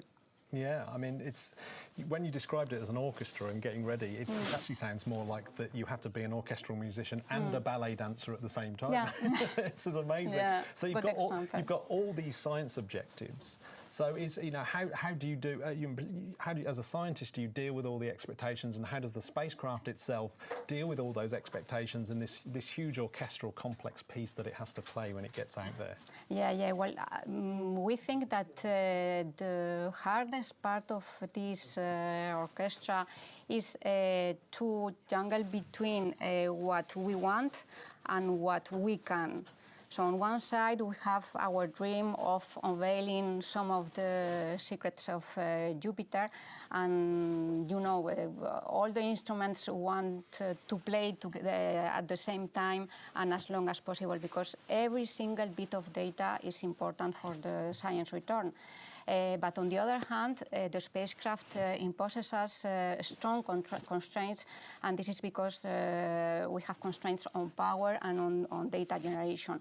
Why is this? Because we are at Jupiter, and this means that we are very far away from the sun. And even if we have these huge solar panels that could power up several houses on Earth, they can only power up something similar to a microwave at Jupiter distances. So, sometimes we have to choose among the instruments that can be switched on at the same time. On the other hand, being at Jupiter means that we are very far away from the Earth also, and this means that the data transfer is very slow. For example, if we had a 2-hour film on board JUICE, it will take several days to be transferred to the Earth. So all in all, a lot of constraints that forces us to lighten the instrument operations and to choose to trade off and to make hard decisions, but always trying to preserve the scientific objectives. Yeah, it's hugely complicated. Yeah. I mean, so that's why you need this 8 years. It's actually quite convenient that you've got all this planning time. Yeah. It will be short at the end. Yes, I know. It's like anything, isn't it? You think, 8 years, I've got ages. No. It's right. So, yeah, what are the plans for, all this data coming back to Earth? Presumably people are going to be poring over this for years. What are the plans for the data when it gets back? Yeah. Once the data are here, the instrument teams are the ones that know how to cook them to be usable for the scientists. So they will cook the data, they will be stored in an archive, and then they will be shared among the whole community to be exploited for the years to come, as you said, and who knows, to inspire new missions to revisit this incredible mission world. Yeah. I mean, it's one thing that Yeah, it really strikes me that these things take a long time to develop. We heard from Frederick, take a long time to develop, and then it takes a long time to get there, and then it takes a long time to actually process the data. This, for some scientists, this is a life's work, isn't it? A lifetime work, yes. So do you think there will be a juice moment? Do you think you'll have a moment where you go, oh, this is amazing? Well, who knows? Who knows? Yeah. We had, there was the Galileo moment when, as Anesina was saying, Galileo discovered Jupiter's moons. We can think about a second Galileo moment when the Galileo probe showed that these worlds are not as cold and as dead and as inhospitable as it was thought before. And this changed completely our understanding of the universe and the way we search for life beyond the Earth. And who knows if we will have a huge moment that will also change completely our understanding of the solar system. So let's hope for the best. Yeah, absolutely. Thank you so much, Rosario, for giving us all that information about JUICE. It's what an incredible mission. For those who are just joining us, you can ask more questions of more of our guests, and we'll try and get them answered. Right now, we've got a video to show something about the teams that are involved here at ESOC, and we're going to have a special guest straight after that to talk about that. So hopefully we've got a video now of the teams in ESOC.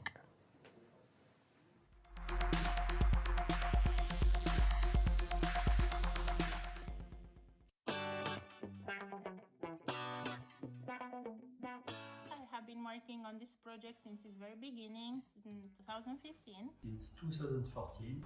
I started on the JUICE project 4 years ago when I started with ESA. I have been working for JUICE for the last 9 years. For 10 years now. It's like my child. I saw it growing up, and now it's leaving home. And I remember the project manager coming to me and saying, Mihaela, let's go and have a look on the structure panels in the clean room. When I was actually in front of the hardware, I visualized for the first time the beauty of the JUICE satellite. The first day in which the computer arrived, the onboard computer arrived, we put it on a bench and we turn it on, and we can start feeling the JUICE heartbeat working. One of the best moments for me was to run the magnetic text campaign in Airbus in Toulouse. It was an awesome experience to work with the different teams, with the scientists, and with a completely innovative measurement system that worked flawlessly. It's so rewarding to see the deployment of the solar array or the moon in Toulouse. You just realize through the achievement of this test all efforts coming from Europe.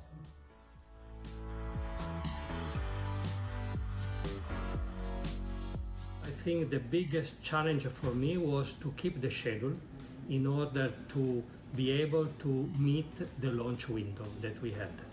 The only concern we had was the arrival of the spacecraft, which was 1 day later. The rest went very fine. I think we've had quite a number of hairy moments, but we've had a very good team on industry side, instrument side, but also with ESA.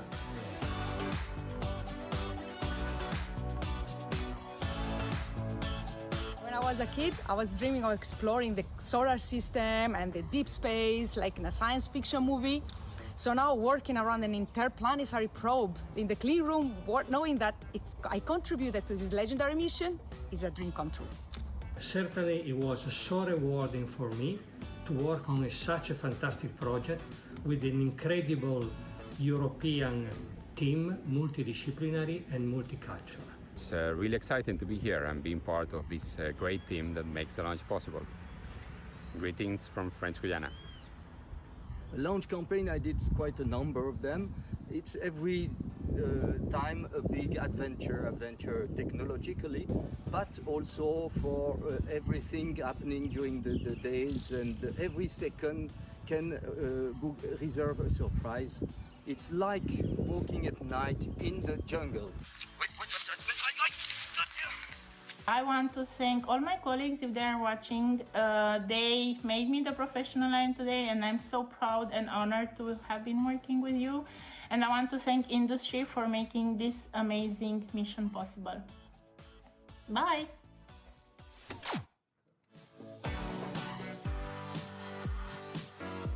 So we can see there that there are just so many people working here at ESOC, and way more than we just saw there working here to make all these missions work. I've got a new guest, Sentinel-1 Deputy Spacecraft Operations Manager, Thomas Ormston, who has joined me. Hello, Thomas. Hello. So, this picture behind you, actually, let's start here. This is the JUICE team, isn't it? Yeah, I guess this is a bunch of the JUICE people there with the spacecraft. Of course, we're never going to see it here on Earth again, which is good news. It's on its way to Jupiter. But this is only a small portion, of course, of the bigger team that's making this mission happen. Yeah, and I guess you know quite a lot of these people as well. I mean, for sure, some of the people there, we work with very closely. They build our spacecraft, they get them ready for launch, and here at ESOC, of course, we tend to work here behind our screens. We don't see the spacecraft in real life like this. We see it through the numbers that are on the graphs and the displays behind you. Yeah, I mean, it must be great to see this. I mean, that really does give you a perspective on just how massive this spacecraft is and where it's going. We saw in that video, we saw the sort of sense of pride, but how much hard work it is. Is that really the kind of thing that stands out when you work on a mission like this? Yeah, definitely. I mean, when you work on any mission here, you treat it like your baby. I mean, you really do.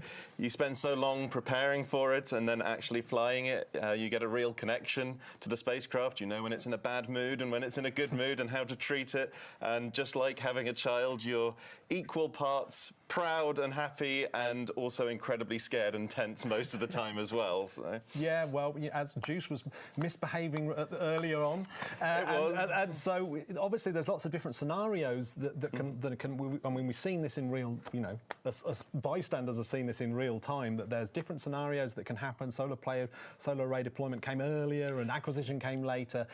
Do you run these as simulations? Do you sort of go over these different routines? Absolutely. No, I mean that's what the team will have been up to for the last few months, and that's a critical part of being ready to go into this room on launch day, is doing those simulations and practicing everything. We have some wonderful people that we love to hate in a windowless room under here that give us all sorts of scenarios, not just complicated technical problems, but also more practical things like somebody is off sick, or they play music over our headsets, or crash our computers. We have to deal with all of these things. And as much as learning the technical side, we also have to learn how to work with each other, how to manage things like human error. I mean, we know it's going to happen. We're not in the process of eliminating it, just mitigating it. So we have to learn how to work with each other as much as we need to learn how to work with the spacecraft. Yeah, so is that, in a simulation, has anyone pressed the wrong button at the end of the thing and you go, no! Oh, yes. Oh, it happens. But that's the other thing we need to learn. We need to learn not to blame each other, and not to feel shame, because if you feel shame, you try and hide something that you've done wrong. That's going to go badly for the spacecraft. So you have to learn in here to work, to be open, to be understanding, and to work together, because that's the only way we're going to make a success out of a mission like JUICE, and I'm sure we are going to make a success out of this mission today. Absolutely. I've actually got a really interesting question from #AskESA, and they say, are there any members of the team who won't really get mentioned but really deserve to be acknowledged? Can you think? That's a really good question. Yeah, there probably are many that I'm not even going to say. I mean, I would actually say all of the people that are around us making this happen. You see the engineers on the video, and in the room behind us, the engineers and the scientists that are working on this. But we can't do our jobs without everybody that supports us. And everybody that supports us are people that you may think of as normal, but they're not. They're working at a space agency. But people like cleaners, people like the canteen staff that keep us fed while we're working here, the people that are producing video segments like this, these are all people that are working even hard, sometimes harder than us, at making sure that what we do in the flashy main control room there is a success. Yeah, I did think I wasn't quite getting what I deserved there. So are there any interesting rituals or traditions that happen before a launch? Is shaving beards, I've heard, or favourite socks? I hope they don't shave beards. I do have some good space socks. on. Do you know what? I'm wearing the socks that I wore during Vega C, so I'm superstitious. Excellent. Yeah. No, we get superstitious too. I mean, one of the big ones is we have the launch cards, we call them. So on the doors of the control room behind us, all of the missions that are here at ESOC that are already flying or are preparing to fly make some sometimes cheeky, sometimes funny cards where we all wish the team good luck and post them on the doors. The best one I've seen from today was an actual box of orange juice that the team have all signed to wish them well. I think we've got them up on the screen there, some of them. Yeah. Excellent. But that's a nice way that we can connect to the newbies in space. I mean, they're just starting their journey, which will take quite a while to get to Jupiter, and we all want to wish them well and welcome them to orbit, or in their case, beyond orbit. Yeah. Is there any? I mean, you've worked on lots of different missions here. Have you got any funny anecdote or favourite moment that you've ever had on one of these missions? Probably. What can I speak about? No, I think night shifts in here when things go according to plan, and that's what we wish. We wish for the life in this room, in the main control room, to be boring. Boring means everything's going well, but it does mean you get a bit loopy on night shift. And once we scrunch together all the procedures, because of course we have pages and pages of procedures, and we have our emergency procedures for just after the launch. We don't need them anymore, of course. Once we've got the spacecraft flying, we don't need them. So we scrunched them together and had our game of football here. Of course, we're engineers, so we're not all the best, not exactly high sporting prowess, so I wouldn't say it's going to win any sporting competitions, but it was good fun and it passed the time. Yeah, well, thanks so much, Thomas, for sort of bringing home this incredible team. And talking of incredible team members, I'm going to throw you back to my favourite one, Bruno. How's it going in there? It's going very well. The mood has changed from one of a lot of enthusiasm, a lot of happiness, to one of full concentration. The automatic sequence that the spacecraft executes to unfold the solar panels to produce power to orient itself has completed successfully. We reached the end of it, and now we are actually in a position to command the spacecraft. So the engineers here just took control. They are going through hundreds and hundreds of parameters to make sure everything is as expected. The spacecraft is looking in top shape. What a fantastic machine it is, developed by our partners at Airbus. What a fantastic work they've done. Normally, when you put a satellite out in space and it suddenly faces this harsh environment of space, a lot of things need to be fine-tuned, a lot of parameters go out of limits, the temperatures are not what we expect. But on this spacecraft, actually, we only saw two small parameters that were slightly cool, but that causes no worries at all. So the spacecraft is behaving beautifully. People are concentrated, people are going through the procedures and starting the final work. So now it's full concentration, and you can tell that everything is silent now. People are just focusing on what they need to achieve now. For me, it's time to go and get some rest. I need to come back on shift at midnight to do the completion of the configuration of the satellite for the cruise phase and the commissioning just before that. So it's goodbye from my side. It has been a pleasure. Thanks, Bruno. I've loved working with you. You're an absolute legend. Me too. Yeah. So you could maybe come and join us for our next section. We have here the winner of a competition that the European Space Agency ran, which was to come up with a celebratory mocktail for the juice. It is a juice, of course, so that kind of makes sense. And the person who won is the most aptly named human being ever, and that's Margherita Gagnoni. Hello, Margherita. Hello. Where did you get your inspiration for your mocktail from? So my inspiration was one of the three icy moons of Jupiter, Europa, and we know this moon could host like an ocean underneath the icy surface, and so I said, okay, that's really interesting, like the geology of Europa.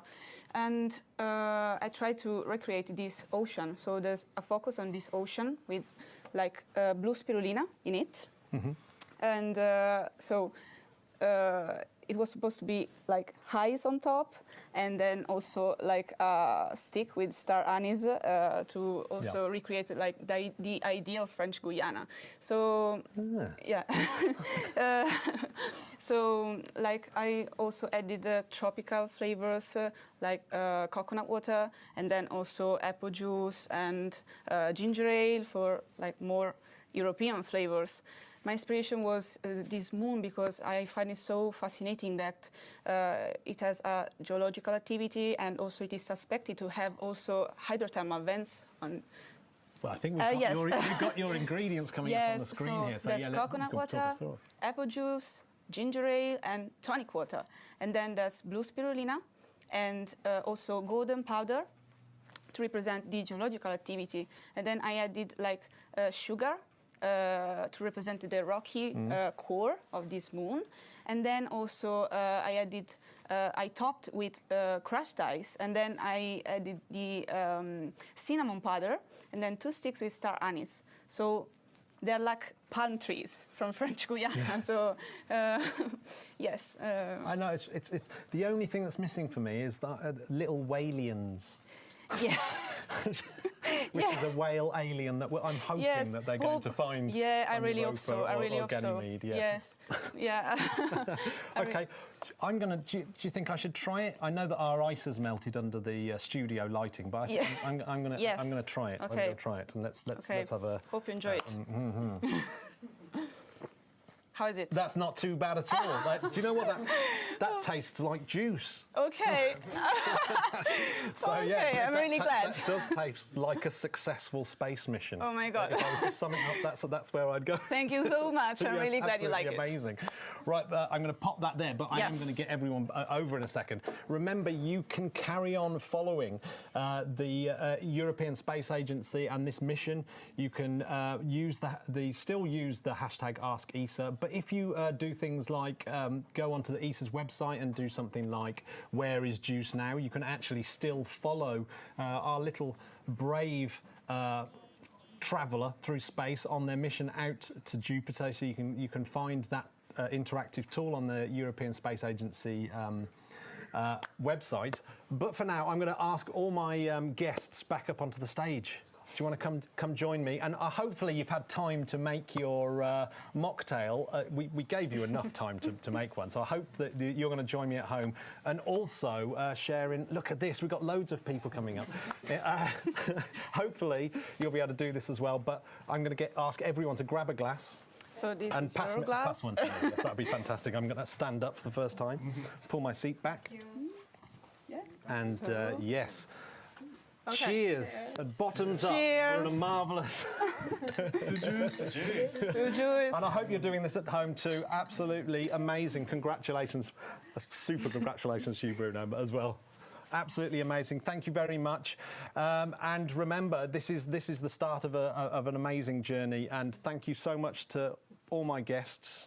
JUICE is an incredible mission. It's reaching out into the cosmos. It's furthering humankind's knowledge. And, well, congratulations to the European Space Agency and everyone involved that's made this possible. I've been Matt Russell, and you've been amazing. Cheers, everyone.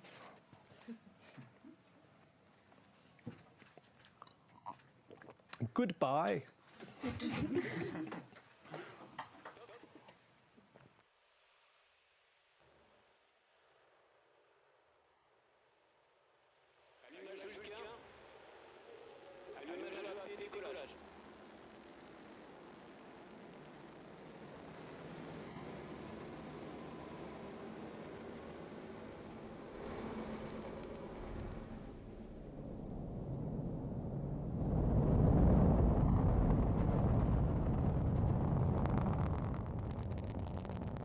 La propulsion est nominale.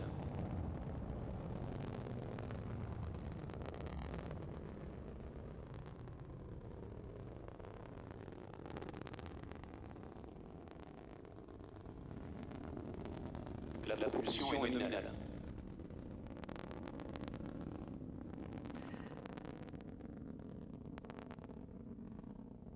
And then 6, 5, 4, 3, 2, 1, top.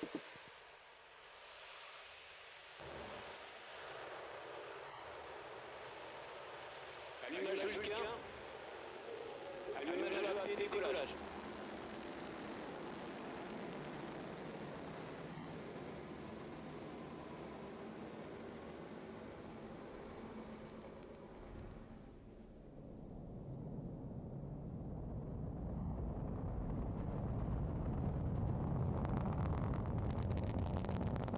La propulsion est nominale.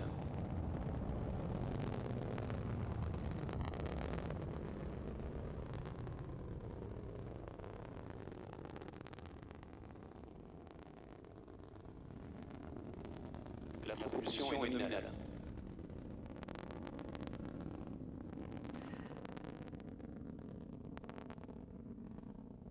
And then 6, 5, 4, 3, 2, 1, top.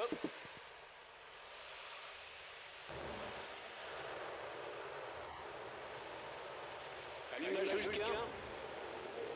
Allumage à décollage.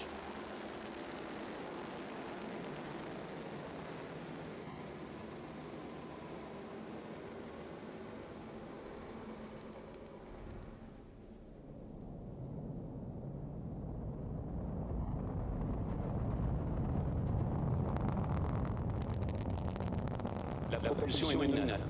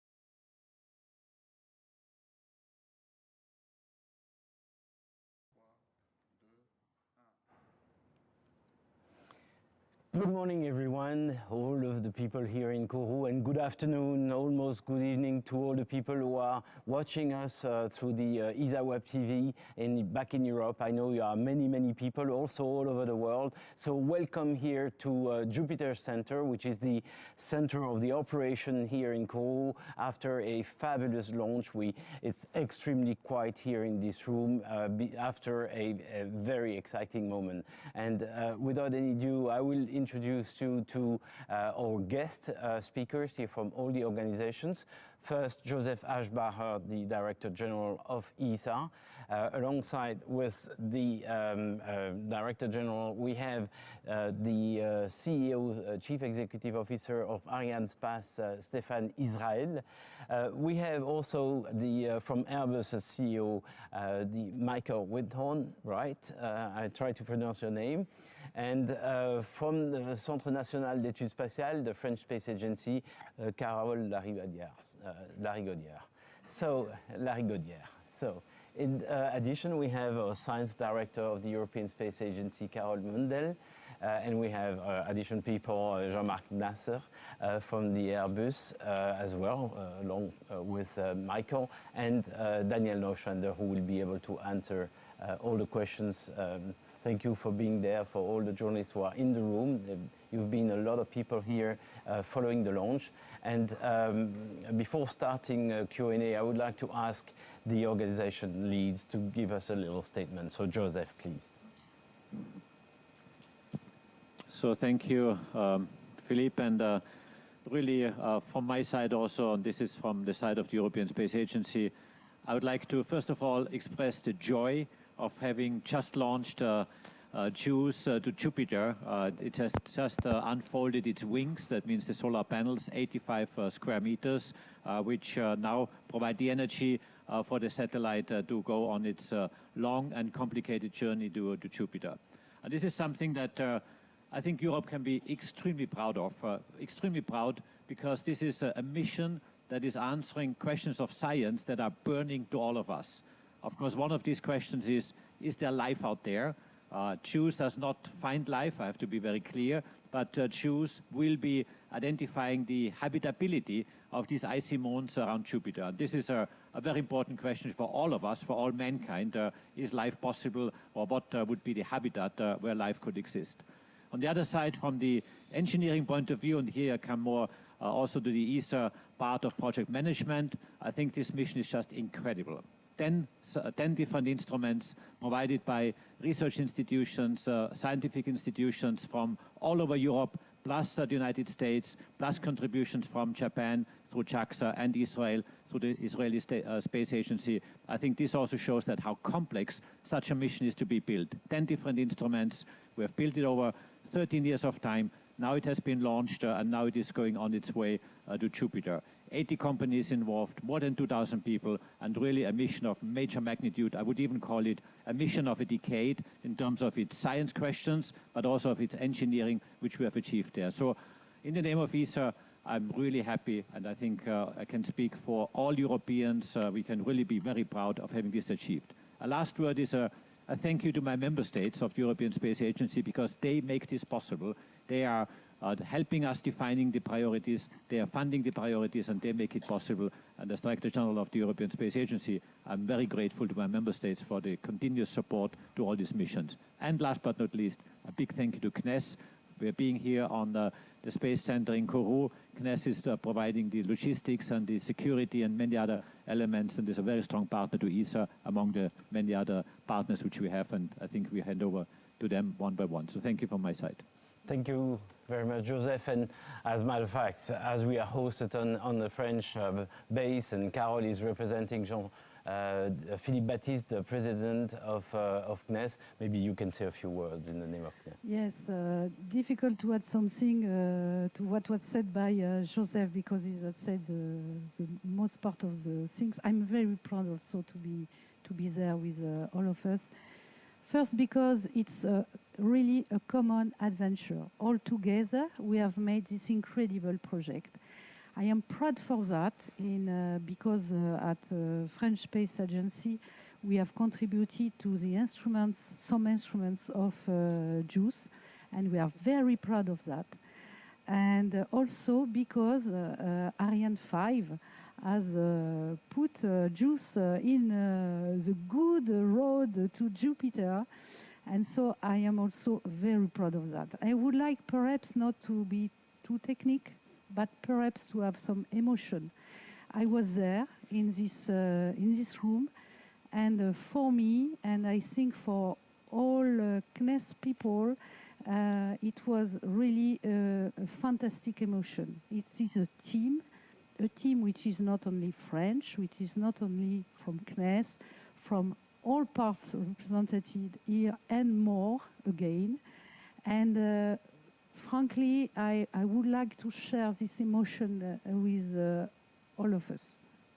We can hear in your voice, and I'm sure everybody's sharing this. The flawless flight, Stéphane, was the last one for ESA. How does that feel?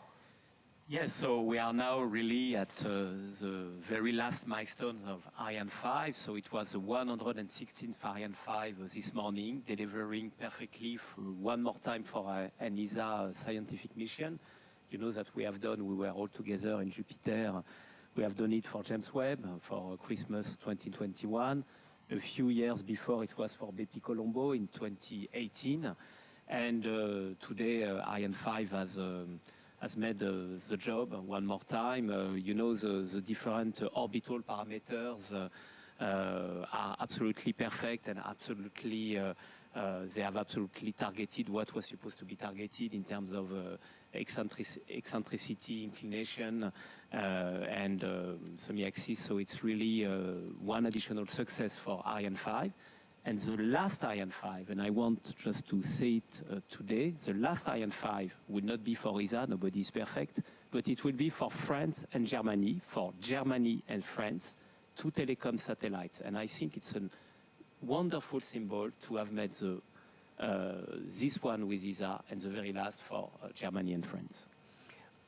Thank you for this. Of course, Airbus has watched this baby growing very carefully. Michael, what was your observation? I saw a big smile after the separation.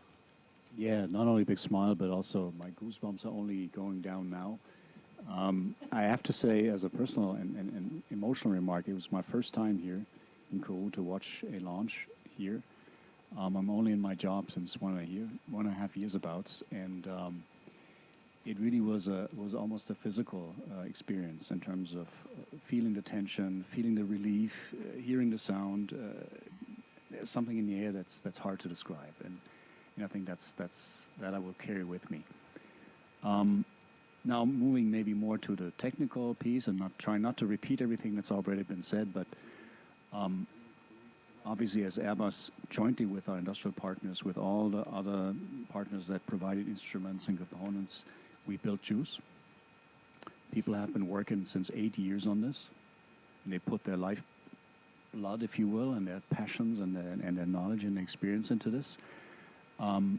So in that regard, it's already a success. Now we keep our fingers crossed for 8 years and assume it will be a success in 8 years as well. But experts will know that we're already also a shareholder of Ariane Group. And as such, it's a double success for me from an Airbus point of view, because the launch was just a perfect launch. It couldn't have been better. With some of the tension roller coasters that we had and a bit of color blindness that was exposed, but I think it was really a very successful day. And I want to thank our teams at Airbus. You guys did a marvelous job, and I'm really proud of you. And I'm proud of all the partners that helped us. Thank ESA, thank CNES for hosting us. Thank the whole airspace and space community that made this possible. And in my job, being responsible for defense and space in Europe, you are not only an emotional animal, you're also always a political animal. And stepping one step back, for me, this is a great proof, a litmus test of what Europe can do when we pull together, when we all pursue the same targets, and we create success from diversity, and we are not working against each other. And I think in these times we need that more than ever. Thank you. Beautiful introduction to this concept of Space Team Europe. It's we can feel the link. Now, just to close the loop with you, Carol, you just took office very recently as a new director of science at the European Space Agency. So, what is this first experience for you? Well, Philip, thank you. It's a huge privilege that within few weeks of my post, I get to come to this huge launch. And I think, you know, just echoing what colleagues have said, the emotional side is that we have launched this incredibly complex, groundbreaking mission for humanity. Now, it sounds very grand, but actually it really is. We are going to go to another world. We are going to study the potential for ocean worlds off our own planet Earth.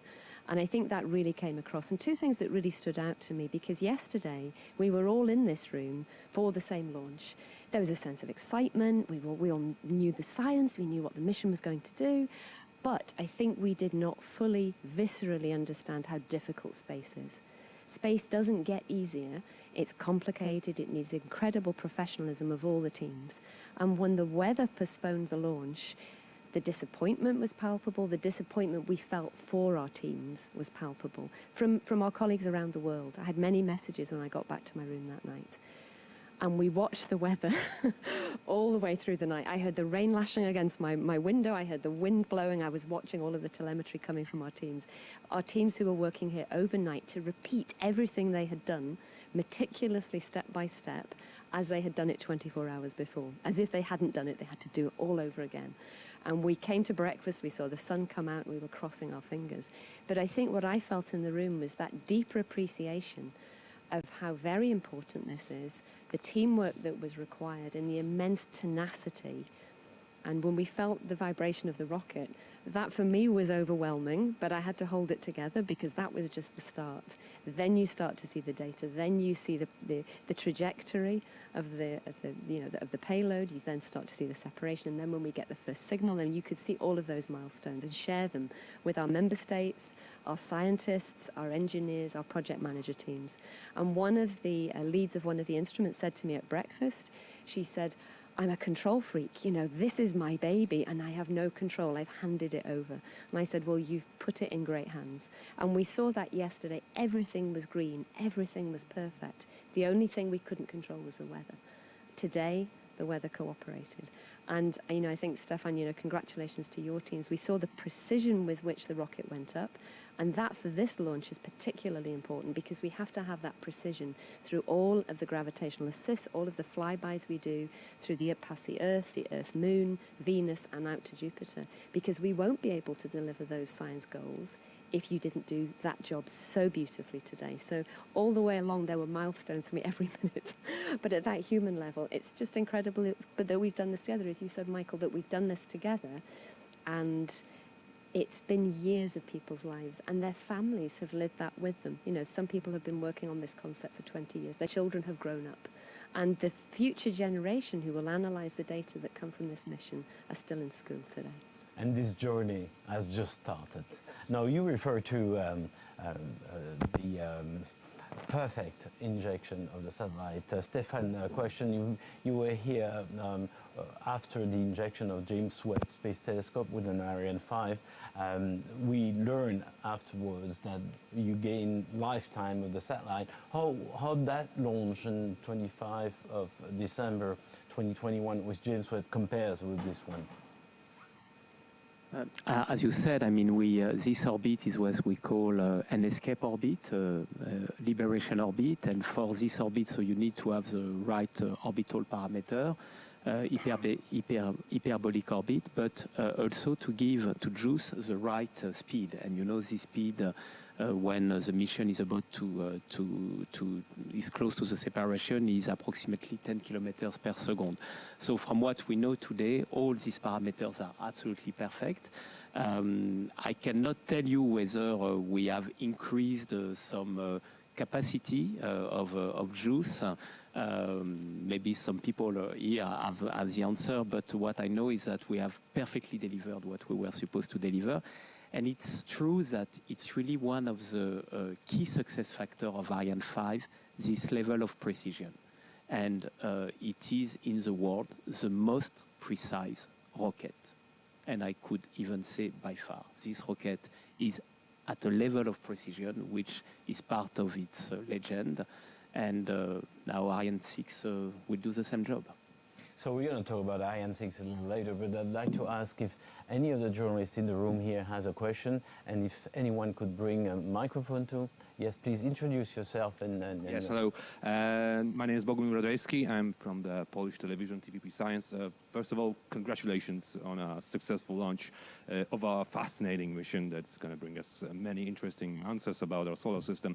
The thing I wanted to ask is, well, obviously the target of JUICE is Jupiter and its moons, but it's going to pass by some pretty interesting places within our solar system on its way to Jupiter. So when can we expect some first data from the probe, and what exactly can they tell us about? Thank you very much. Carol, maybe. So I think probably one of the big milestones, apart from obviously the orbital dynamics, that's already interesting in its own case, because the swing by between the Earth and the Moon is a first for us. So we will have some interesting data there. I think for me the first flyby that really stands out is past Venus. And you may have heard in some of the briefings that the incredible temperature tolerances of the spacecraft. So when it goes past Venus, it will be something like 230 degrees Celsius. We have a mission that we're preparing that will be dedicated to Venus called Envision. And we also have a mission that's up there already called Bepi Colombo that has done a flyby. So we're already learning more about Venus than we ever expected to, given that we don't yet have a dedicated mission to Venus. So I think around about 2025, that will be a milestone for us. And then as we start to reach Jupiter, obviously we will orbit Jupiter first, then we will start to do the moons. We might get a hint of Io, and then Callisto, Ganymede and Europa are our main targets, and obviously Europa will be left for NASA to do because it's quite a different environment. So, but we'll do those three main moons. Thank you. Looking forward to it. It's a world of patience, but also of passion. Anyone else? Yes, please. Introduce yourself. Hi, I'm Laura Tobin from Good Morning Britain in the UK, and can I just also say congratulations, and for us watching it was incredibly emotional. I cried like a baby, I will say. And you talk about all of the first, and it's so exciting, but thinking a long way into the future, how long could it be that we could potentially bring samples back from Jupiter, which could potentially even prove that there is life outside Earth? Joseph. Samples. No, thank you. What you're addressing is actually a very crazy idea. And it's something that I have to put a caveat on it. It's not existing, and it's not a project, and it's not yet happening. But of course, in the space agency, we're always having the impossible dreams, and we see whether we can do the impossible. And yes, indeed, let's just assume and dream a bit. If we find through JUICE that the moons are habitable in principle for life, of course, everyone would ask the question, how do we get there, and how can we get such a probe? And yes, we have thought about this, and there are different ways of how you can do it. So you can launch a mission, and as you know, some of the moons, especially Europa and some Enceladus probably as well, they have these geysers which are throwing out vapor or water into the open atmosphere, into the universe. So you could fly with a mission through these geysers and just catch a sample and analyze it and see whether there's traces of life. Another way of doing this would be to have a mission that has a lander, lands on the surface, say, of Ganymede and of Europa, and takes a sample, a bucket of ice, in other words, and takes this bucket of ice back up to the satellite, brings it back to Earth, down through the atmosphere, and we analyze it. So this is, of course, fiction today, but certainly JUICE will point us the way whether this is something we might want to think of or not at all, but certainly something that is extremely fascinating. Maybe one last comment on this. Just imagine that this bucket of ice from an icy moon is analyzed and you find traces of life. Imagine. The first question you would have is, does it have a DNA? Or doesn't it have one? Does it have a DNA that is similar to ours? And if the answer is yes or no, this would answer a lot of questions, but again, raise another set of questions which are just so fascinating, and you cannot even imagine what this means for all of us. So yes, there's a lot of crazy ideas behind, but JUICE certainly will be a very important element to answer some of these questions. How long do I need to live? You probably will. you're very young, so you probably see it. But I think, I mean, realistically, even if we would start today with a sample return mission, realistically it would not be before the 50s, sometimes. 50s is even optimistic. Yeah, exactly. Yes.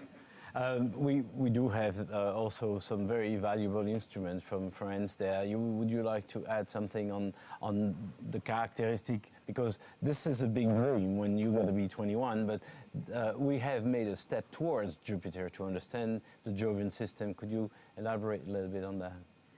Yes, we have a lot of very valuable instruments on board JUICE. This is the main purpose, of course, is to make science, to have some return to this long journey to Jupiter and its icy moon. For example, on the French side, we have an instrument named MAGIS, which is a Moon and Jupiter infrared spectrometer that will be able to analyze the icy crust, I don't know, crust, sorry for my English, of moons, and check if there are basic composition that can be sign the fact that it can be habitable. So this is very important. And we have other very important instruments where we can have a participation or not. For example, Janus, which is the imager made by Italian people. We have also HIME, which is also a radar that will go through the ice and will determine the composition of the ice. So we have a lot of wonderful instruments, in situ, geophysics, and so on, that will help us to answer to these questions that passionate you. And we perfectly understand that. All of us. All of us. Is it possible to have habitable worlds in our solar system first? Because it's more easy to go to Jupiter than in exoplanet first. And secondly, to have more knowing about how our system solar was done and how it can evolve and so on. And JUICE is really the first step to other questions, but this is absolutely necessary. Great. I have a question from Simon there. Hello, Simon Rosé from Radio France Internationale. The acquisition of Signal was in the expected window, but quite late in it, and it was quite stressful here on the ground. What happened, basically? Why was it so late? Joseph, or do you have some answer? We're talking about EOS here, and the time EOS was open at 52 and end at 30, so it lasts a few minutes before. Maybe Michael, you would like to inject answer? Mike, yeah, as you said, we were still very much in the nominal window. Then I learned the nominal window would have been up to 39 minutes, so we're way in there. But yes, some of us were sort of looking at the watch and sort of saying it could have happened already, but it was in fact confirmed that the satellite was tumbling after the separation, and then it needs to stabilize itself and then can only acquire the signal or send out the signal and then get acquired, and that's what happened. And it happened actually with what was happening as planned. Yes, I have made this job some years ago. I was in a control center at the French Space Agency, and I want to congratulate the people from ESOC.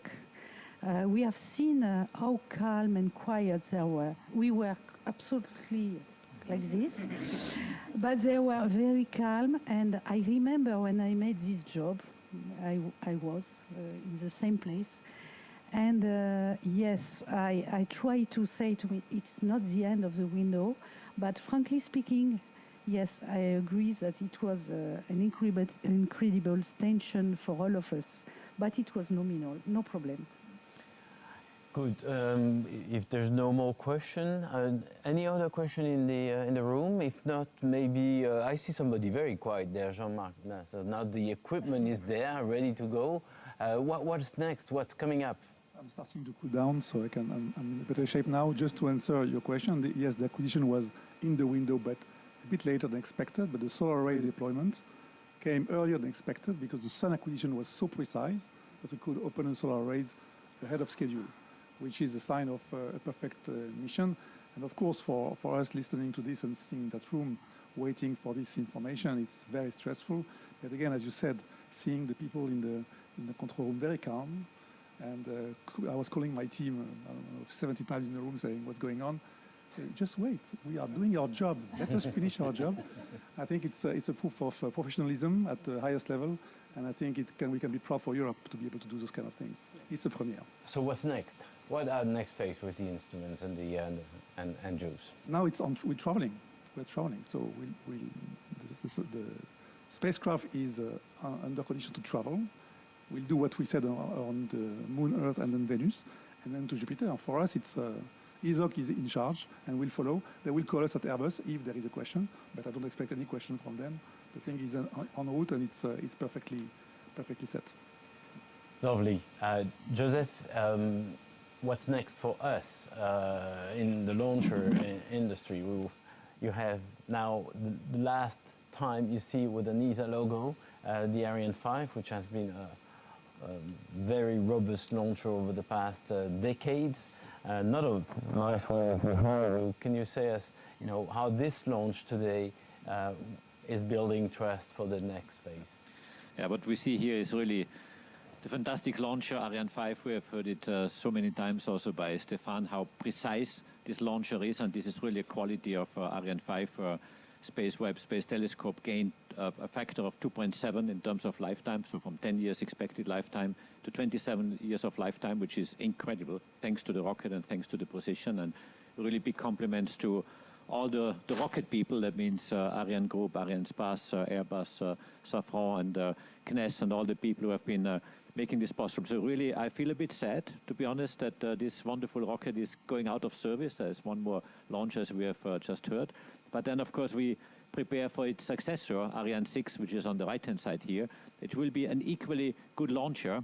We are working very hard and doing everything to get it on the launch pad as quick as we can. I cannot mention a date yet because we have to go through some decisive milestones in the next couple of weeks, but certainly we are on good track, and it will be a very, very good launcher. I'm very confident because I have seen the engineering, I've seen the ingenuity behind it. Europe is good when it puts its energy together, and I'm just looking forward to see it on the launch pad, and I hope we have a similar press conference here not too far in the future when we see the first flight of Ariane 6. I'd love to do that and also celebrate. So let's go for a nice journey to Jupiter. Thanks to all of you. Thanks for not only what you're doing, leading the teams, being on the manufacturing side, the operation, all the equipment, the science community, and the institution. So thank you very much. Thank you, all the teams back in Europe. So this closes the press conference. Hope to see you for the next launch here. Thank you very much.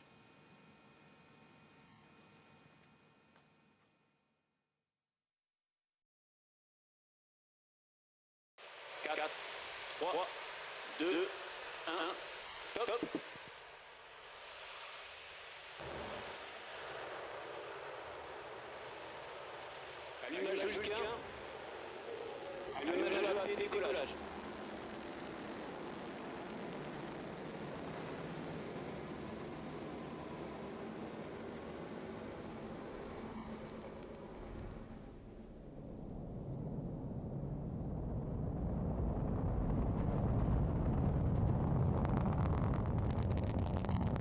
La propulsion est nominale.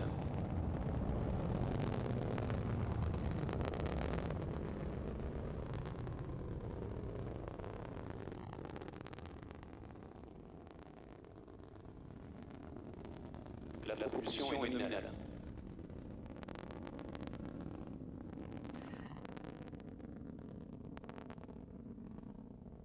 Six, 5, 4, 3, 2, 1, top.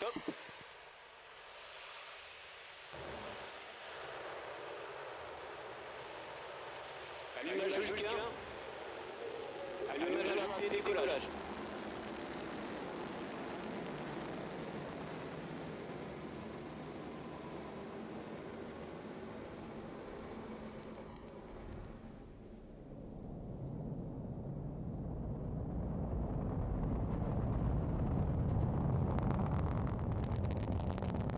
La propulsion est nominale.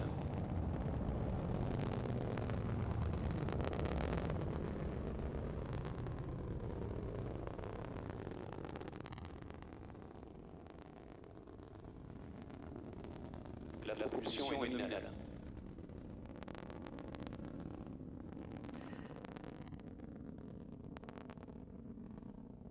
And then 6, 5, 4, 3, 2, 1, top.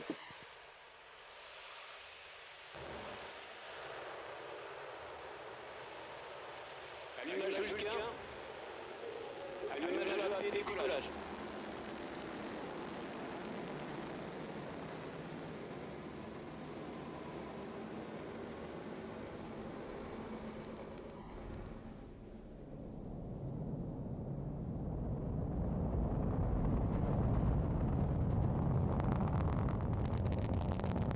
La propulsion est nominale.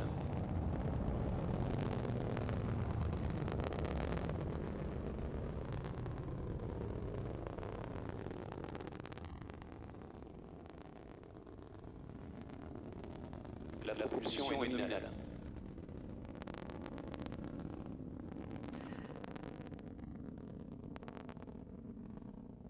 and then 6, 5, 4, 3, 2, 1, top.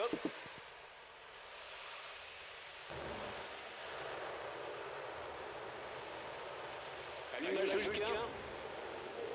Allumage rapide et décollage.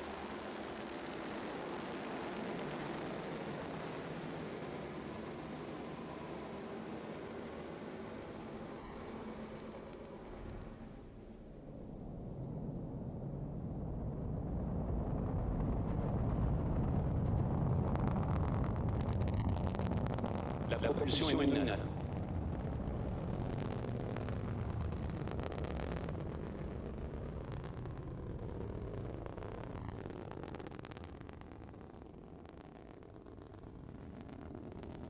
La propulsion est nominale.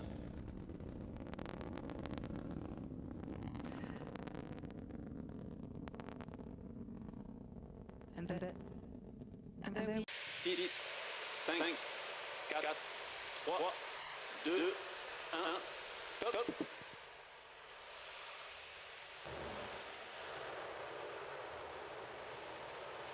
Allumage Vulcain. Allumage rapide et décollage.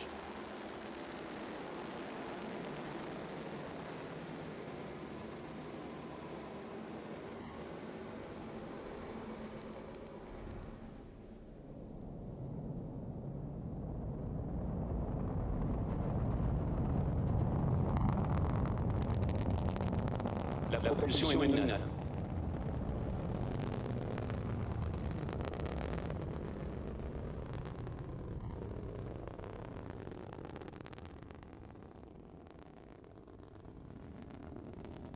La propulsion est nominale.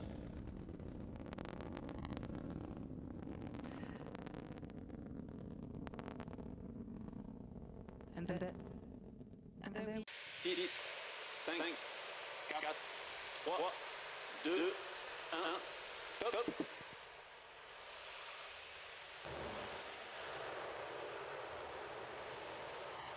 Allumage Vulcain. Allumage rapide et décollage.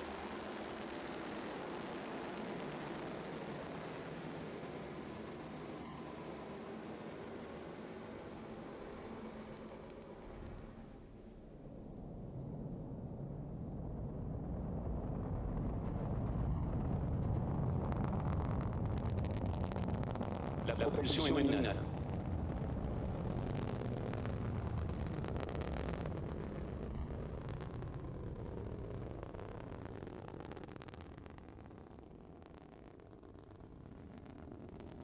La propulsion est nominale.